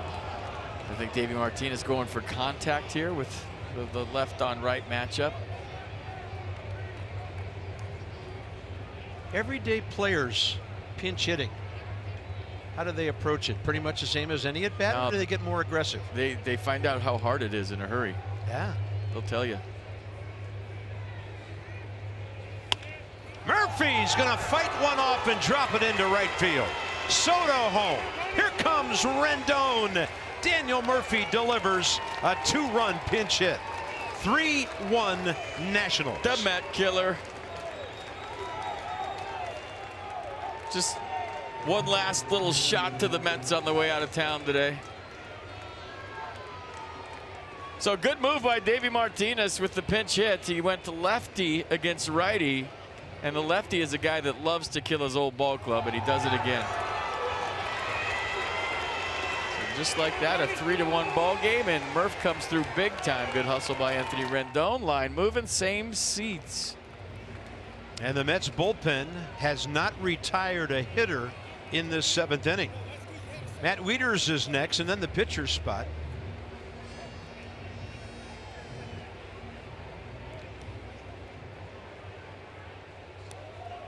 So Daniel Murphy,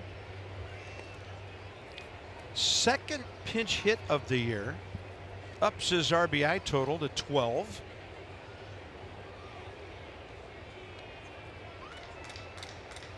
Wieters, a grounder, and a pop-up on the infield. Brian Goodwin already on deck for Hellickson. Looking to advance a couple of runners, and that's a great bunt. 2-3 on a perfect sacrifice. I love that play. Nicely done, Matt Wieters, for the ball club. That was beautiful. Just little things, man. You don't see this very often. The bunt is kind of a dinosaur in today's game. Matt Wieters deciding, hey, I'm going to lay one down and put 2 more guys in scoring position with less than 2 outs. Good hustle by the catcher down the line. I like it a lot. Nicely done. So Brian Goodwin gets a chance with a couple of guys in scoring position here.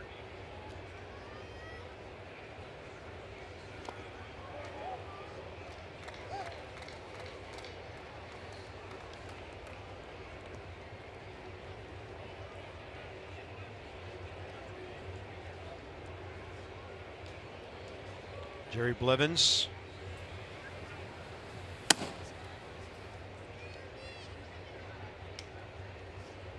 It's so funny how the game has changed. In the 80s, when home runs weren't in vogue, you know, you'd see the sacrifice bunt, the base hit bunt, a lot of stolen bases, and you get excited when you finally saw a home run. Now you see home runs every day, and you get excited when you see a sacrifice bunt. That's how much the game has done a 180.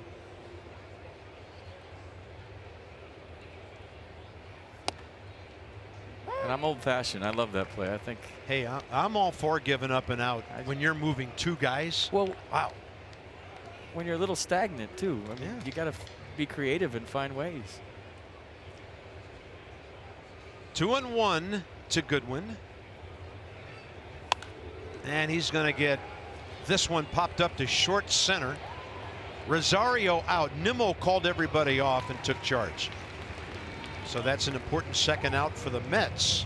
And the inning will be up to Wilmer Defoe.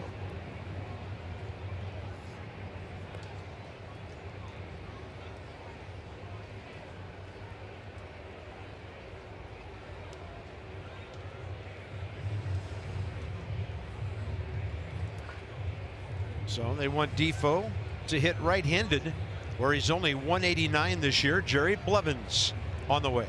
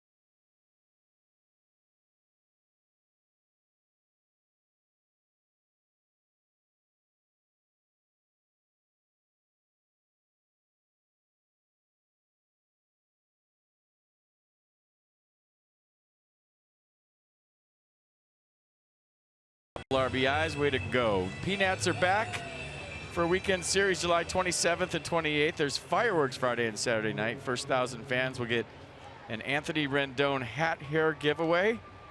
That's a must-see, and then all kinds of other stuff. Wilmer Defoe right-handed. 0 for 2 career against the former Nat, Jerry Blevins. 38th appearance.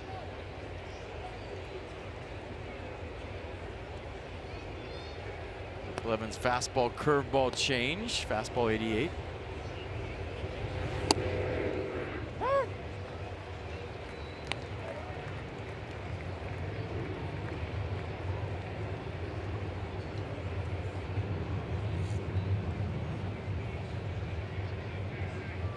Davey Martinez has his bullpen set up exactly how he wants it. Kinsler's ready.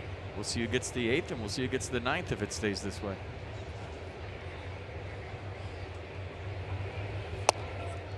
Still have to execute, but things sure simpler for a skipper when you actually have a lead at this stage of the game.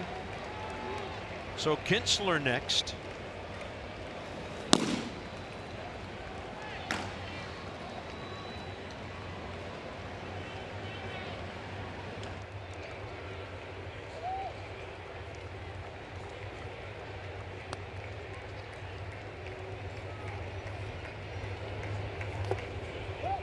Blevins went with the 0-2 curveball.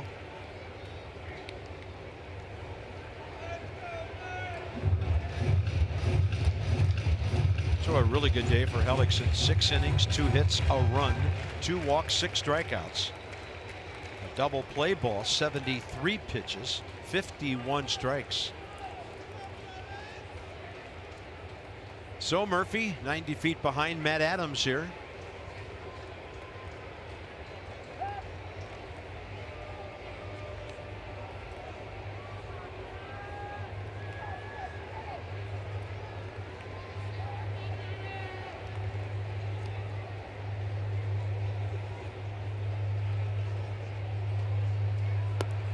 Ooh.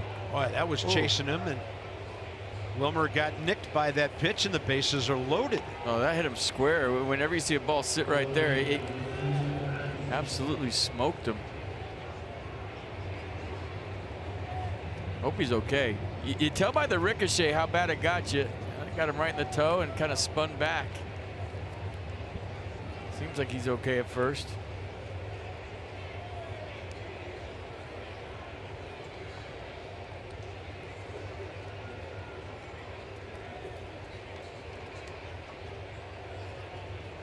Now Blevins against the lefty Eaton, who's 0 for 3 career against him. And he delivers the fastball to the outside edge. Adam Eaton, the 8th National to bat here in the 7th.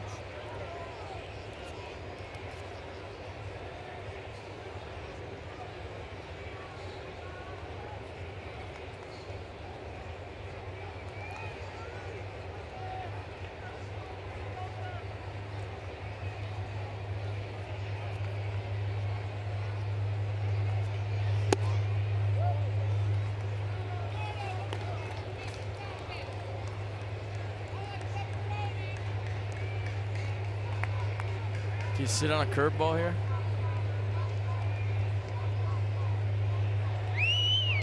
Maybe you look fastball and adjust. I'm thinking this is a curveball count for Blevins. That's why they brought the lefty in, to throw lefties curveballs, you'd think. There it is.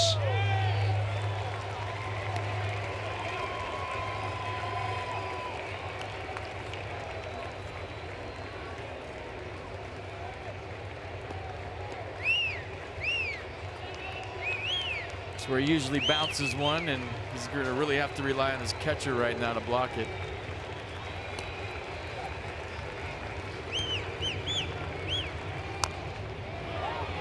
And the ball came back and hit Mesoraco.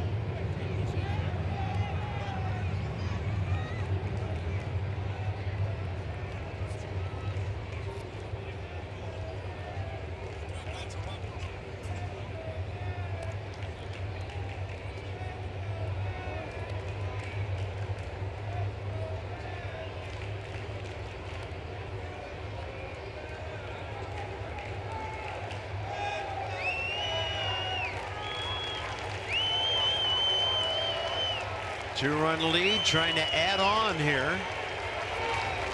And Adam Eaton gets hit by a pitch, and it's 4-1. 2 hit batters, 2 walks in the inning, 2 hits. Line moving 90 feet at a time. Yeah, same seats. That's a run batted in the hard way for Adam Eaton, but he'll take it. 2-strike count, fastball in, wear it. 9th net to bat is Trey Turner. Juan Soto with the leadoff walk and the run till they tag you started this whole thing. I'm telling you, it was kind of a a Sunday day game where you're thinking, are they going to get a run? And all of a sudden, the 19-year-old takes off. Didn't panic and stop, just kept on rolling, which was the right thing to do. Gets to second base, and all of a sudden, boom, boom, boom, here you go. 3 runs later, it's 4-1. He's on deck. He's trying to hit again.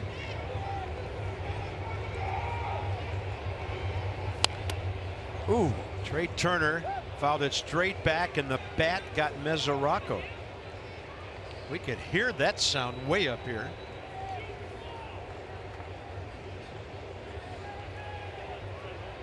This has been maybe the weirdest inning of the year. You got Asdrubal Cabrera, whose finger almost fell off when he tried to catch it. You got Wilmer Defoe, who just got hit in the foot. Now Devin Mesoraco just got conked in the head on a backswing. We are dealing with a lot of stuff this inning. Hope he's okay. That's the most serious you're thinking. Concussion protocol right here.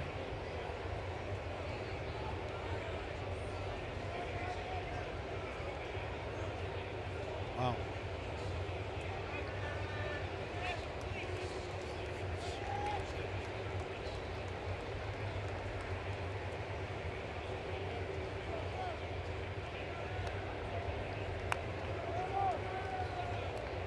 I would have thrown Eaton in on that one, but he had the elbow guard on.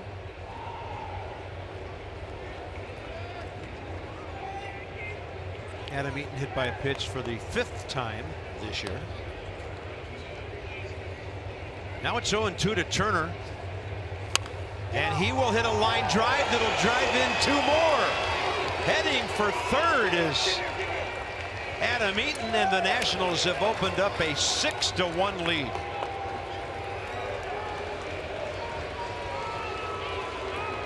Clutch 2-out knock by Trey Turner. 2 strikes, 2 outs. Just stayed through the off speed from Blevins, and here comes a couple more runners. So line moving, same seats, don't move. A 5-run 7th for the Nats to make it 6-1 and counting.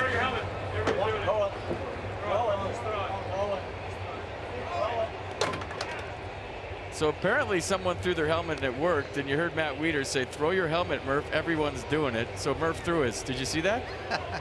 Hey, if it's working, throw your helmets all over the place.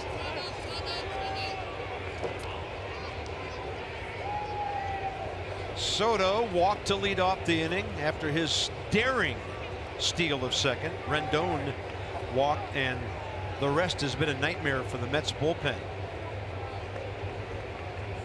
The Nats have had some big hits against Jerry Blevins in this series. That one by Turner, Harper's 2-run homer. And now Trey Turner's picked off, but he stops. And he's out of the baseline. If he kept going, he had it. So apparently someone threw their helmet at work. Maybe Juan Soto, maybe Anthony Rendon. But when you do something that works, you got to keep doing it.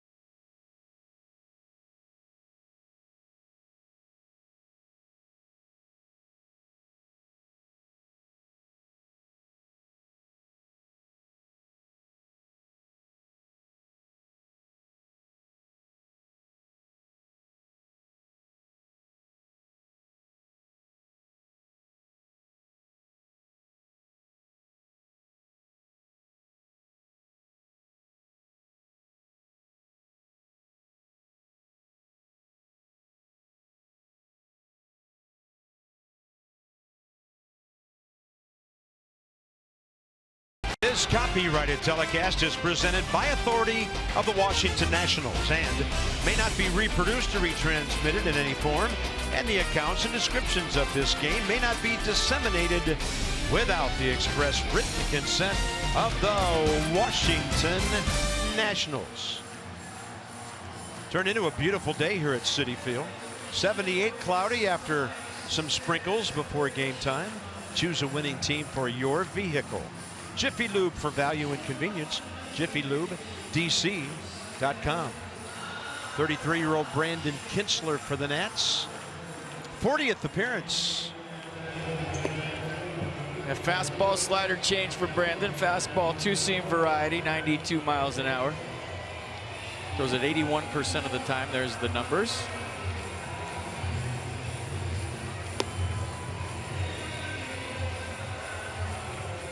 For the Mets in the 7th, 5, 6, and 7. Wilmer Flores, Devin Mesoraco, and Jose Reyes. Seems like a half hour since they last batted. Brian Goodwin will stay in after his hit by pitch and play center field. So he's batting 8th, and the Nats pitcher batting 6th.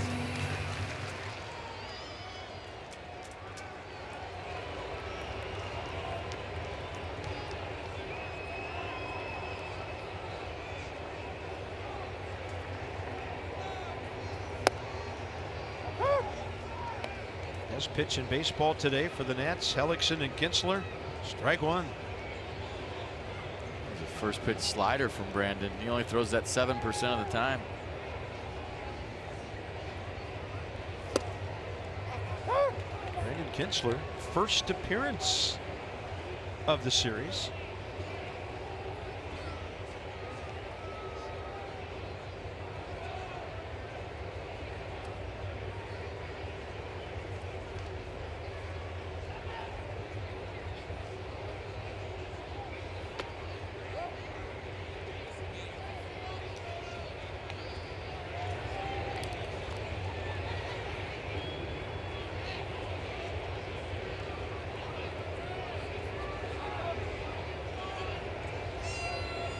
And a 1-2.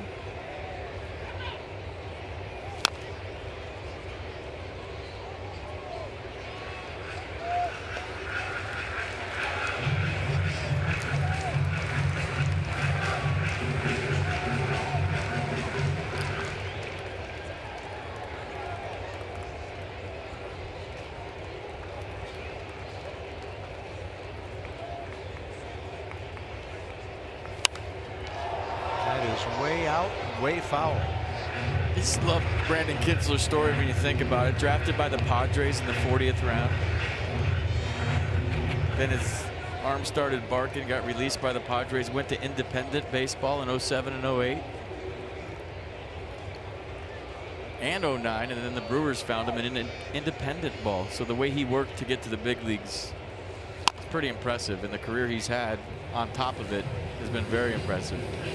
40th round draft picks don't usually make it to the big league, especially ones that get released. 10th year in the major leagues now.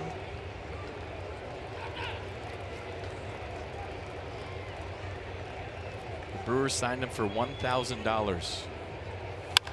Hot shot. Rendon over there. Pretty hot over to first too. So the countdown is on for the outs to win this one and split the series. Mesoraco, the next hitter, he's 1 for 2.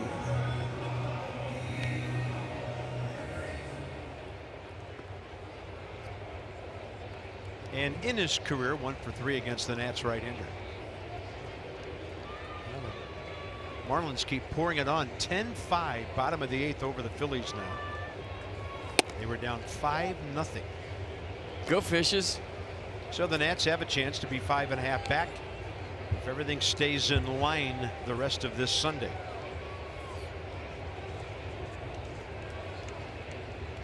Braves have a 4-run lead in the 8th inning at home. Do you know how he got signed, Carp, out of the independent league? It was 2009. And he was pitching well enough in the independent league, they asked him to start the All-Star game. but he was also asked to play Tim Hudson in Moneyball, and he chose to pitch in the All-Star game, and they saw him and signed him, the Brewers. How about that? Passing up a lucrative acting career. That's cool. I don't think he looks like Tim Hudson, though. Does he? A lot of guys would love to throw like Tim Hudson did. So a couple of ground ball outs, and that's always a great sign when Brandon's on the mound. He'll take on Jose Reyes.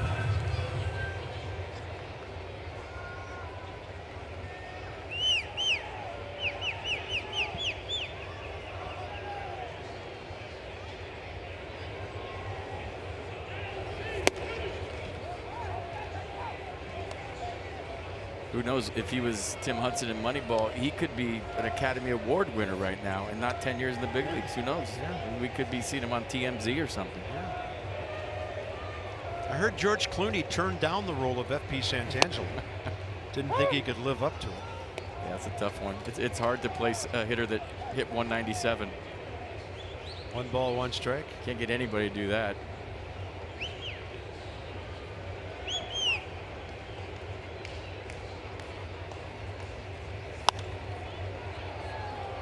Out of play. Today, Davey Martinez and Derek Lilliquist have seen their pitchers do what they love to see, and that's attacking hitters, attacking the strike zone, getting ahead.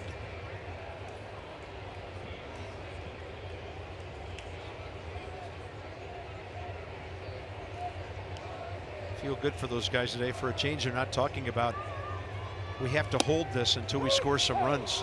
Now they've got a sizable lead, and Kinsler comes out for a 1-2-3 7th inning. Soto will be in the batter's box again. A lot of time.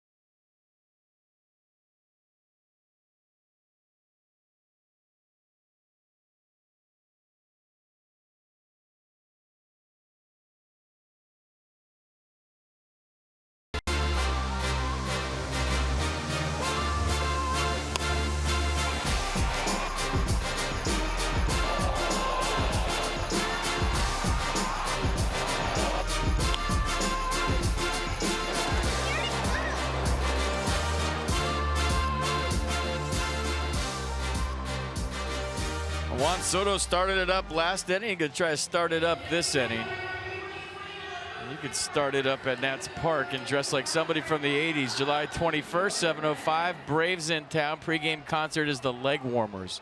Go to nationals.com for more info. Always a fun night at the Yard. Every night's fun, but 80s night, really fun.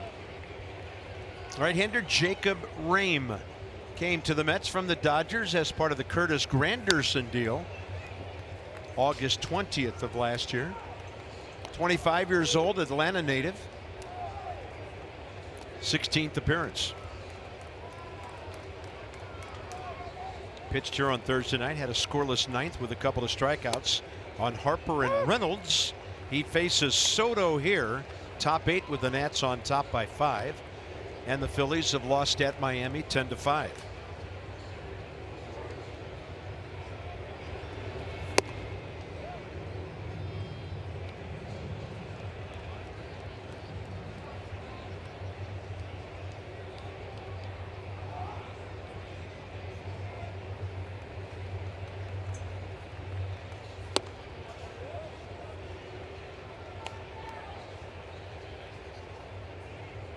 There's Ty Kelly at second base. As Drupal Cabrera the rest of the day off after taking that throw off his bare hand.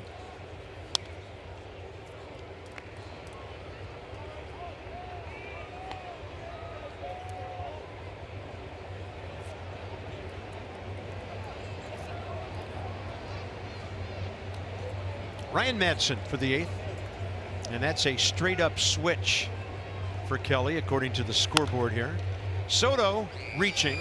That's Rosario on the shift on the right side.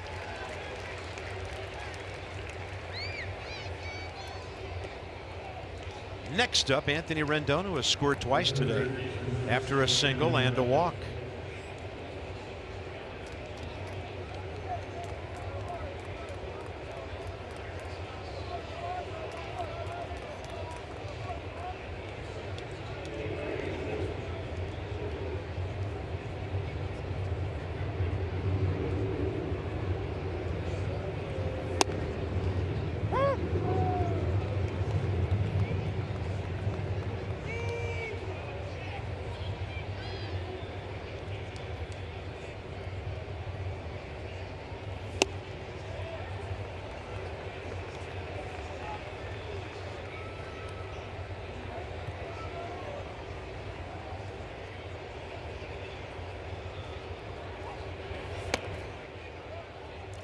Ball one with a fastball up and in.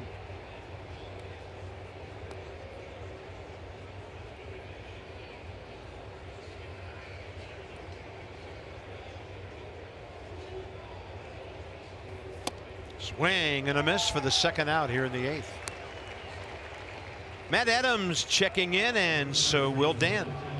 Bob, Matt Adams with a huge first half. Davey Martinez saying that beyond the power numbers that Matt has put up to this point, he feels that the most impressive thing that he's seen from Matt Adams has been his work over at first base. He says he works incredibly hard there with Tim Bogar, working on his footwork and all that. He's been really impressed with that. And he told Matt a couple days ago, had a conversation with him, said you would have been an all-star if not for the injury, and you're in store for an even better second half, he thinks. Guy's got to have at bats, right? I mean, how do you get him out of there? We were talking about him being an all-star before he got hurt.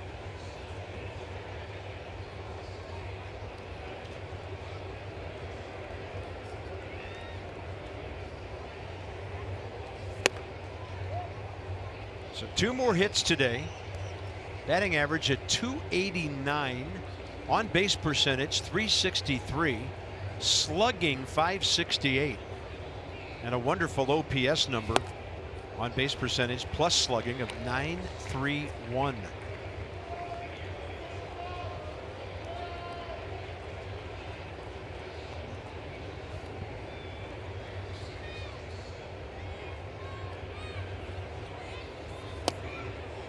Two.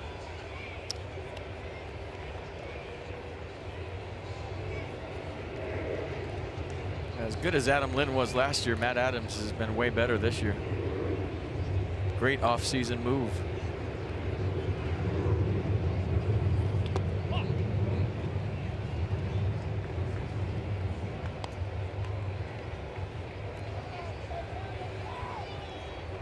I like the knocking on the bat before he gets in the box. I think that's super cool. It's part of his routine. It gets him locked in before he steps in.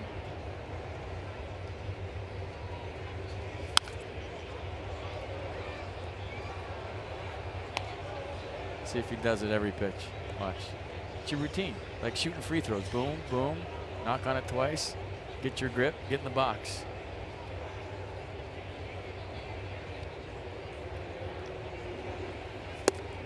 And the off speed gets him. Nats go 1-2-3 in the 8th. Next in line, Ryan Madsen in a 6-1 game.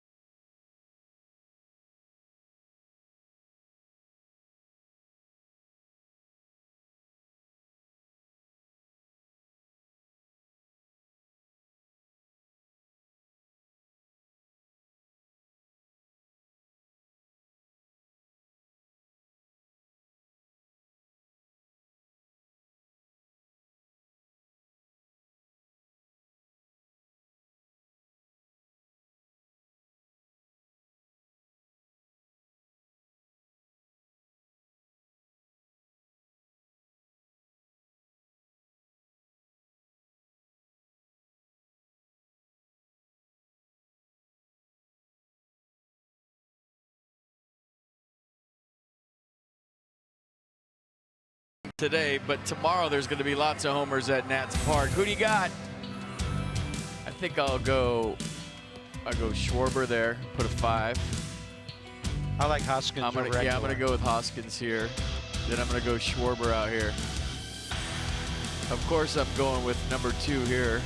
I like Max Muncy. I'll go Matt Muncy for you, although I think Baez is going to win that, but you can play 2. And then I'm going to have Bryce and Schwarber in the finals, and I'm going to go with Bryce because it's his ballpark, and he knows what's up. Plus Nats revenge over the Cubs. We'll take any way we can get it. Here at Citi Field, he owns Ron Harper. With the faux hawk going too. I like it. So that's where the ball carries in Nats Park, right? Over the scoreboard in right center. He knows that, and that's probably where he's going to try to hit most of them. Well done, Dad.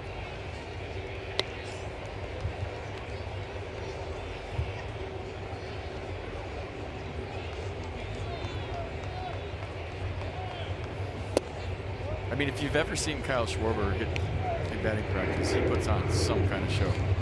Especially at Wrigley Field, he hits them across the street there. Yeah. They get the big scoreboard now that kind of blocks some of his home runs in right, but he's got crazy pop. Out to right field, it's going to back up Adam Eaton, and he hasn't.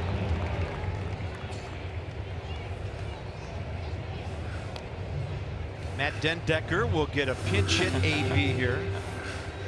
Thumbs up. A-OK, nice play. What a nice weekend for Adam Eaton.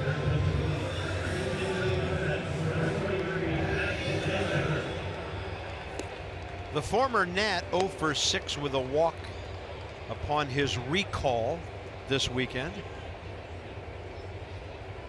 Actually rejoined the Mets 1 game before we got here.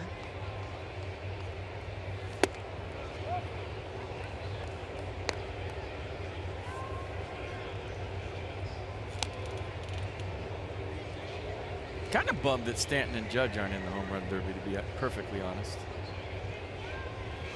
Yeah, I wanted to see what kind of parts of the ballpark they could reach. What hotels they'd hit.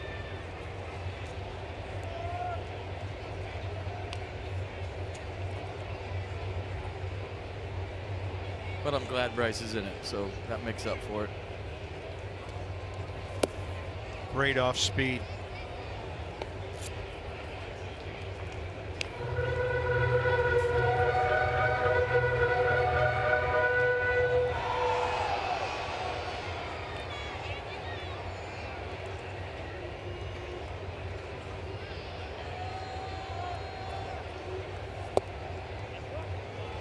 Two balls, 2 strikes. Madsen to Dendecker.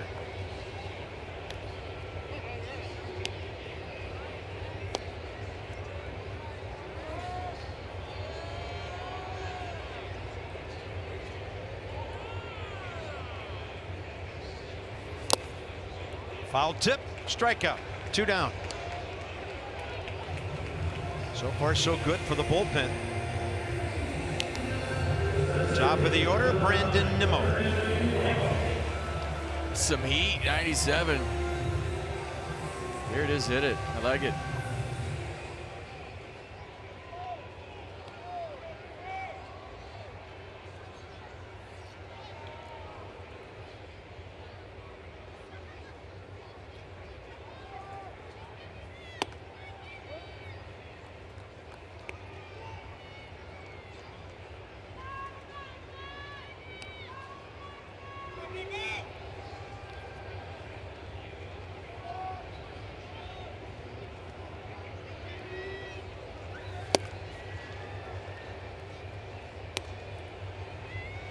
About a 12-mile-an-hour difference between the off speed and the heater.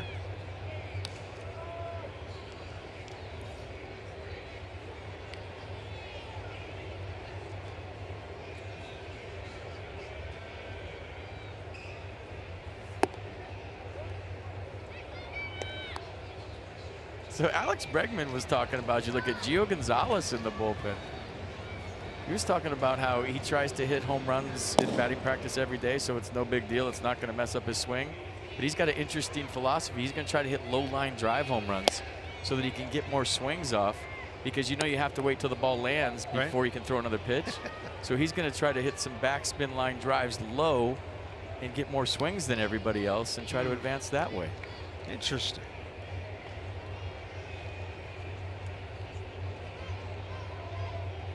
I don't think you can do that.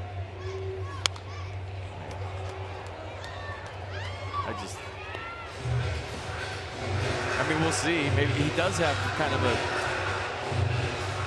on-top backspin sort of swing. Tyler Bachelor for the ninth. Single.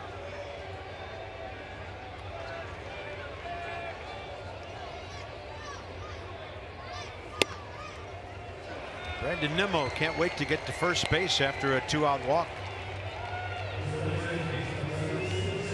Next up is Ty Kelly, who came in straight up for Cabrera after Asdrubal hurt his bare hand trying to grab that throw from first base on the Soto steal.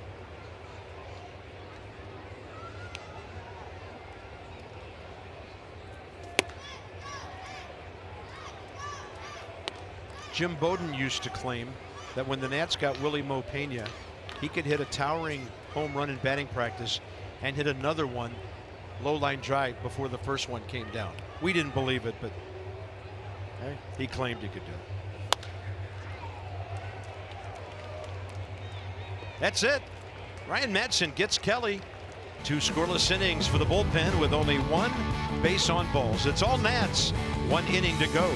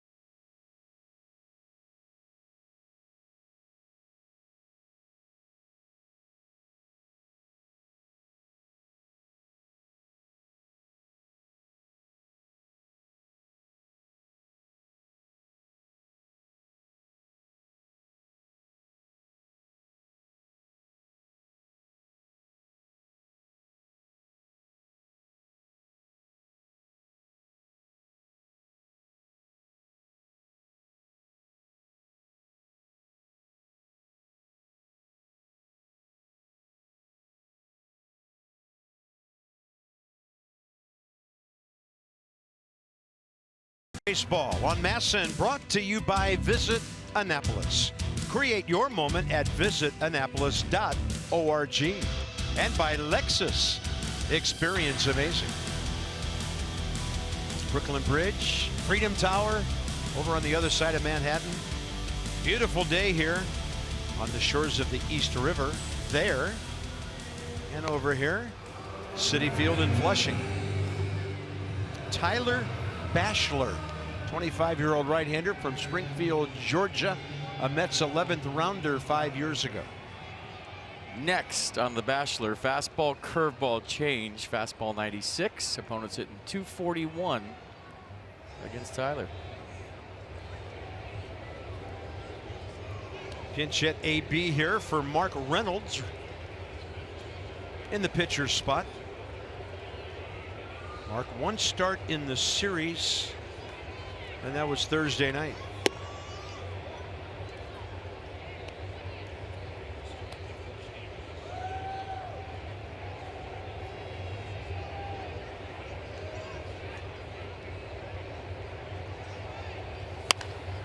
All he does is step up, and after not hitting for a couple of days, a knock here in the 9th. Nice one going into the All-Star break. Little 1-for-1 for Mark Reynolds. I'm telling you, that makes your 4 days way better. It does. Mark Reynolds is 3 for 7 with a homer, 2 RBIs as a pinch hitter. Here's Matt Wieters. Matt 0 for 2. But if you recall, 2 innings ago, a key sacrifice bunt that moved a couple of runners up in that 5-run 7th.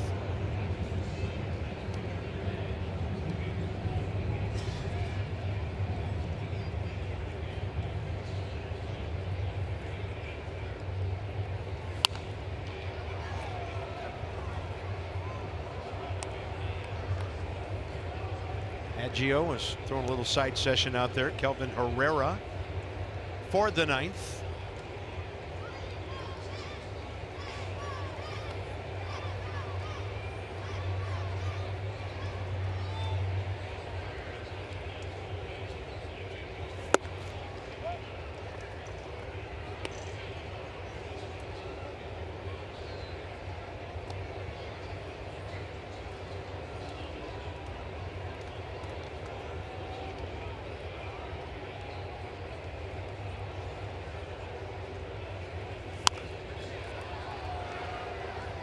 Braves closed out their 5-1 win at home against Arizona, so they'll be a half game behind the Phillies at the break. And if the Nats hold on, they'll gain a game on first place and be 5.5 back.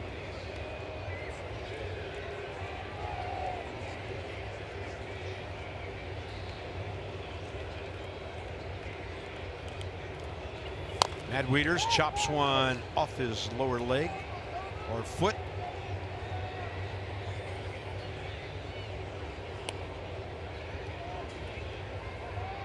A lot of collateral damage here today, huh? You got fingers and toes and right off the shin. So Mark Reynolds will have a good 4 days with that base hit. Now Matt Wieters is going to have a shin burger for 4 days. 2 balls, 2 strikes. And those pitchers always throw a fastball right inside on you after you do that. If the baseball gods are fair, they'll reward Matt Wieters with a hit here after laying down that sack for the ball club. But they're not always fair.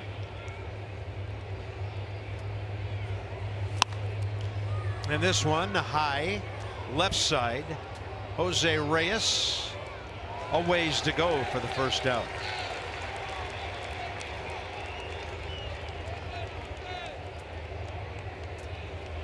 So Brian Goodwin's still in the ball game. Pinch hit in the 7th. Hit a fly ball to center. Became the center fielder at that point.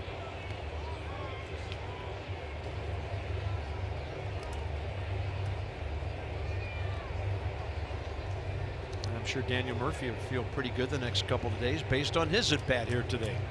Big 2-out single that really got the Nats going in that 5-run inning. You know, that was a funny joke on the bus cart, but there was a subtle point made there. I think you're right. Sometimes humor, you get your point across. If you missed it a few innings ago, I said that as everybody got off to get off the bus this morning, Murph shouted out, "Give me a hard 9 and I'll give you 4 days off." His base hit really got the Nats going in that direction.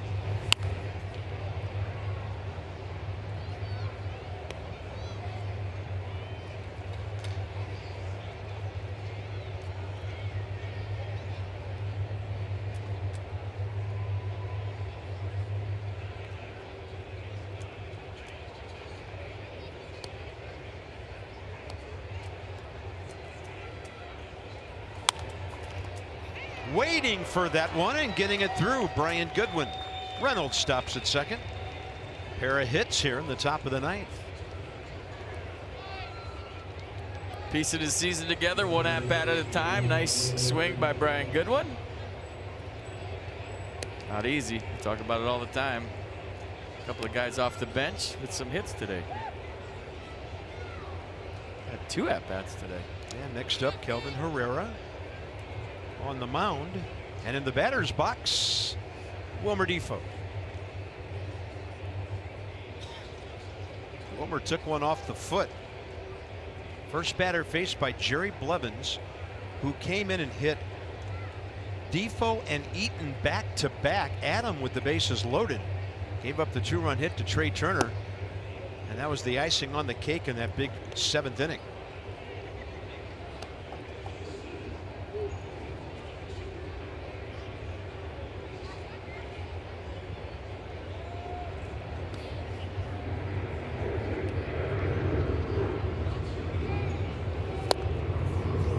Wilmer trying to make it 9-1.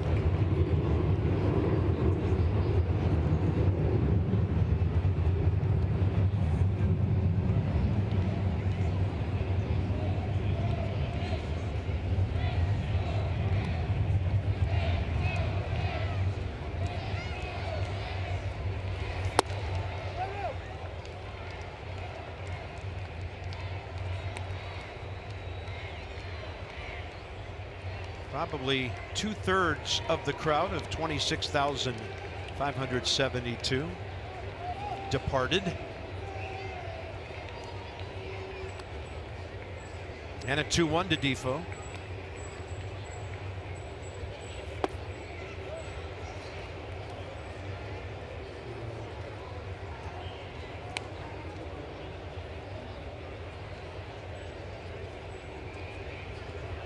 And if the inning continues, a guy on deck who has a chance for a 500 road trip.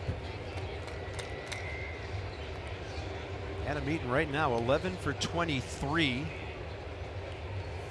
And Defoe will take the walk. Bases loaded, 1 out. It's not been a good day of command for the Mets bullpen.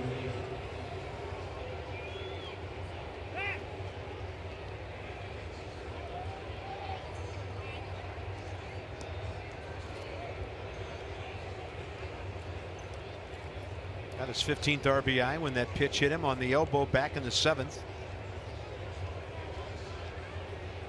Put the Nats up 4-1, and then Turner drove in 2.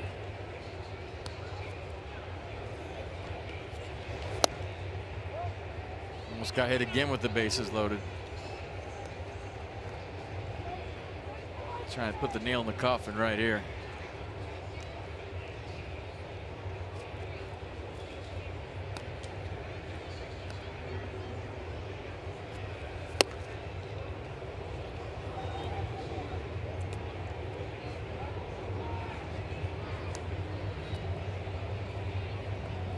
Dave Island, the Mets pitching coach, a slow walk to the mound. They can't have any trips left. I feel like this is the 14th mound visit by the Mets today.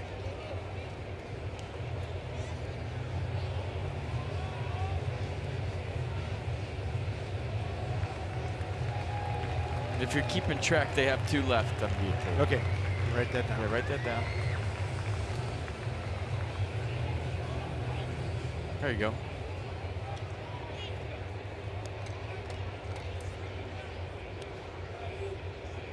Game number 96, and we haven't seen anybody run out yet.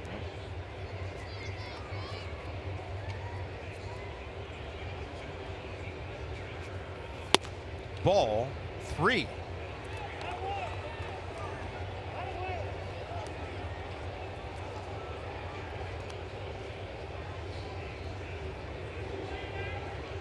Callaway can't be happy right now.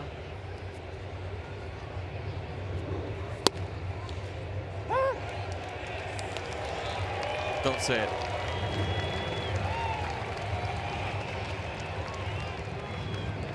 Don't say Bronx cheering Flushing.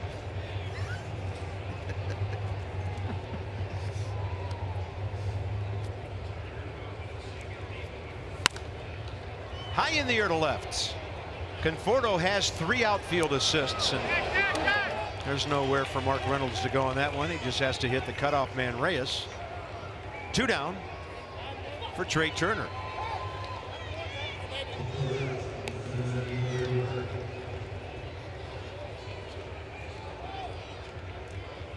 Trey with the big knock last time up, gonna try to do it again.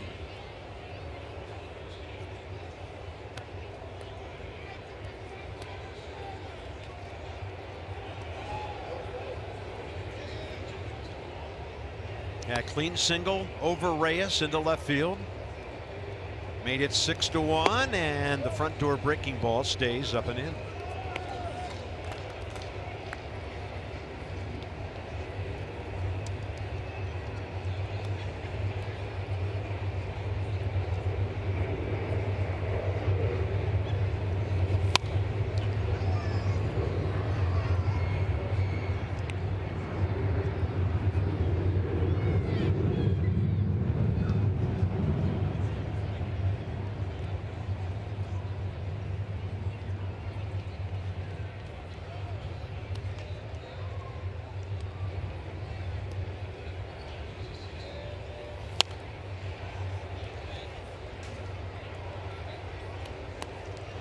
Foul ball palooza today by us.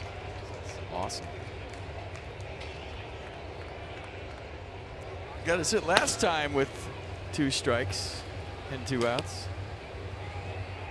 Robert Gesellman. And if all goes well for the Mets, his next outing will maybe be against the Yankees Friday. They got New York next weekend.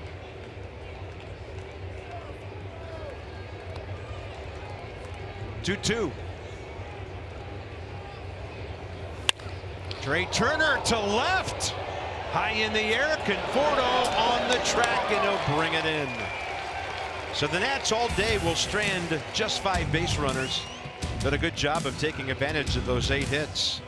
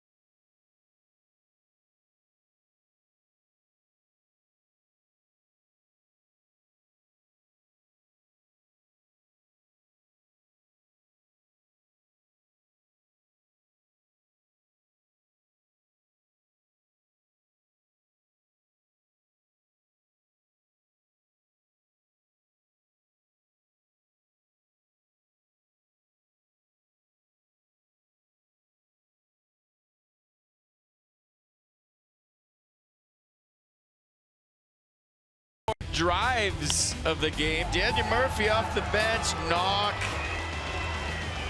Couple of stakes. Drove in 2, made it 3-1, and then with 2 strikes and 2 outs, Trey Turner with the base hit. That scored Daniel Murphy and Wilmer Defoe. Hurry your local Ford dealers for great savings on cars, trucks, and SUVs. Yeah, great swing by Murph. Got the Nats ahead. Trey added 2 more, and 3 outs to get in game 96 to bring the Nats home with a .500 record. So Kelvin Herrera, 38th ball game overall. With the Nats, it'll be his 11th. .237, the opponent's batting average since donning the red, white, and blue after losing the royal blue. Jose Bautista. Kelvin 5'10", 200 pounds. Fastball, slider, change. There's a slider. Yeah, things a little tense in that 8th inning Thursday night. Cabrera homered against him with 1 out to make it 5-4. Bautista and Conforto walked, and Kelvin battled back to get Flores and Dendecker on a pop-up and a strikeout. And then Ryan Madson took care of business in the 9th.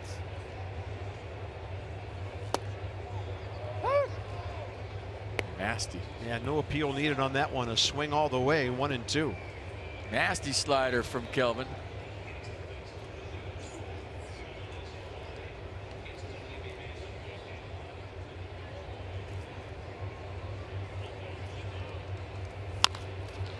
Chopper, foul.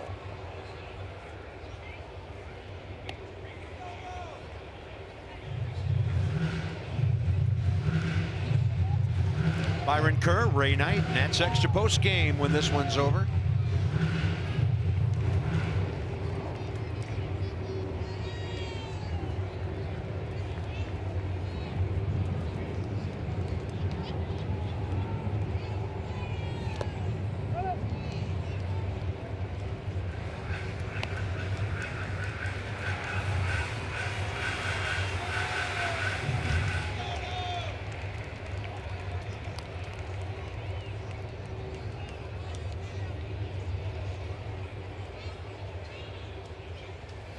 Whoa!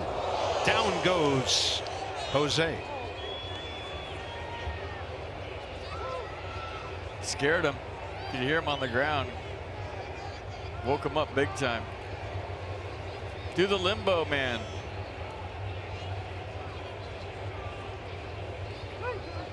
Bautista 1 for 7 career, 3 walks against Herrera. And he's going to promptly line one to left. Soto picks it up on a hop.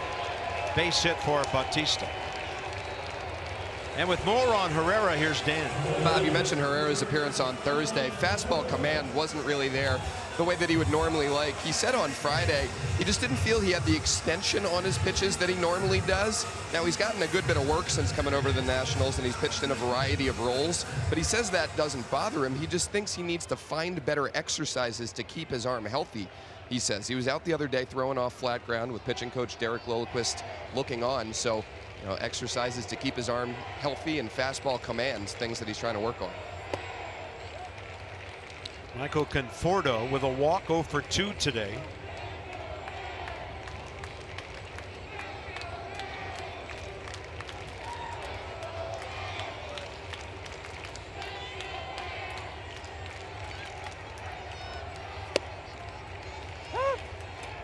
Ball stayed in the zone, 1-1.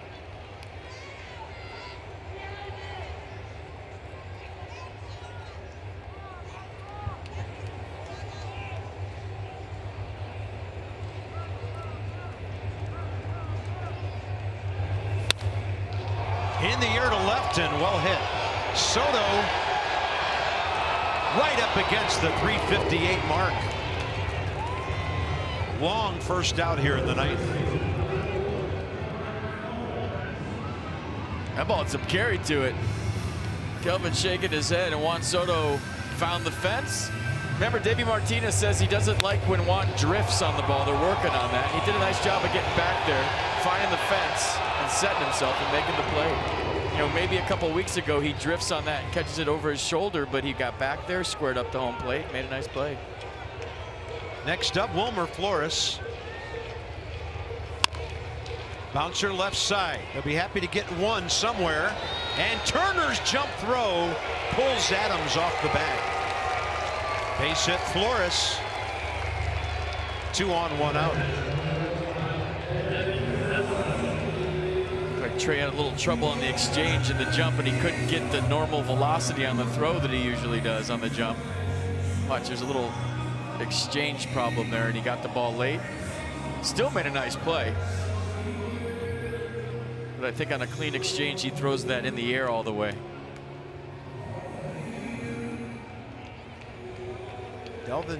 Devin Mesoraco, 1 for 3. Are they checking it to see if Matt Adams was on? He wasn't. Yeah, it looked pretty obvious.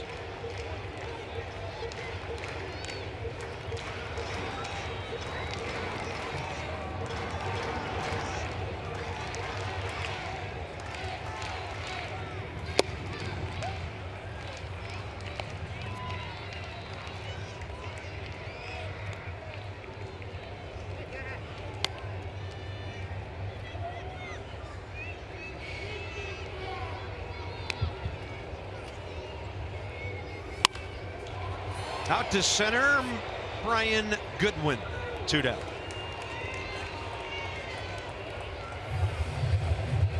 Mid-Atlantic Sports Report will come your way every day this week at 4 p.m. on MASN.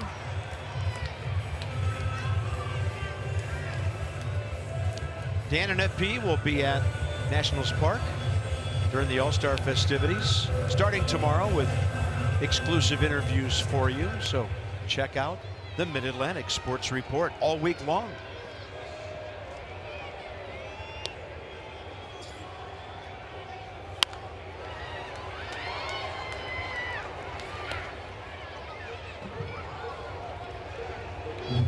Jose Reyes 1 for 3 with a double and an RBI grounder.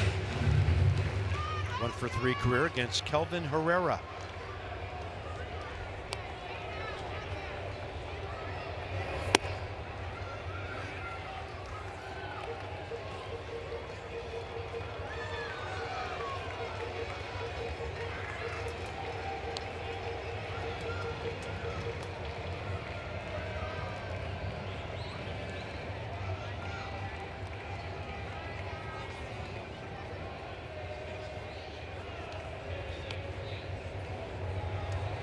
One to Reyes, and that one stays away.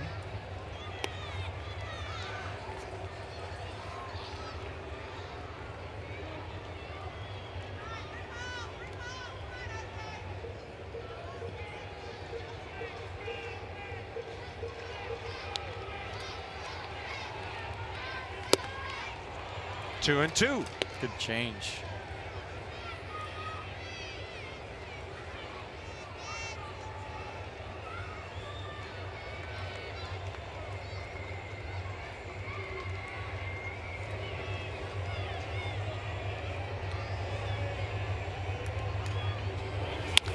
Base hit. Bautista heading for third. Glenn Sherlock will hold him. And the Mets still short of the tying run in the batter's box, but it'll be on deck. Looking to Ahmed Rosario to keep things moving here in the ninth.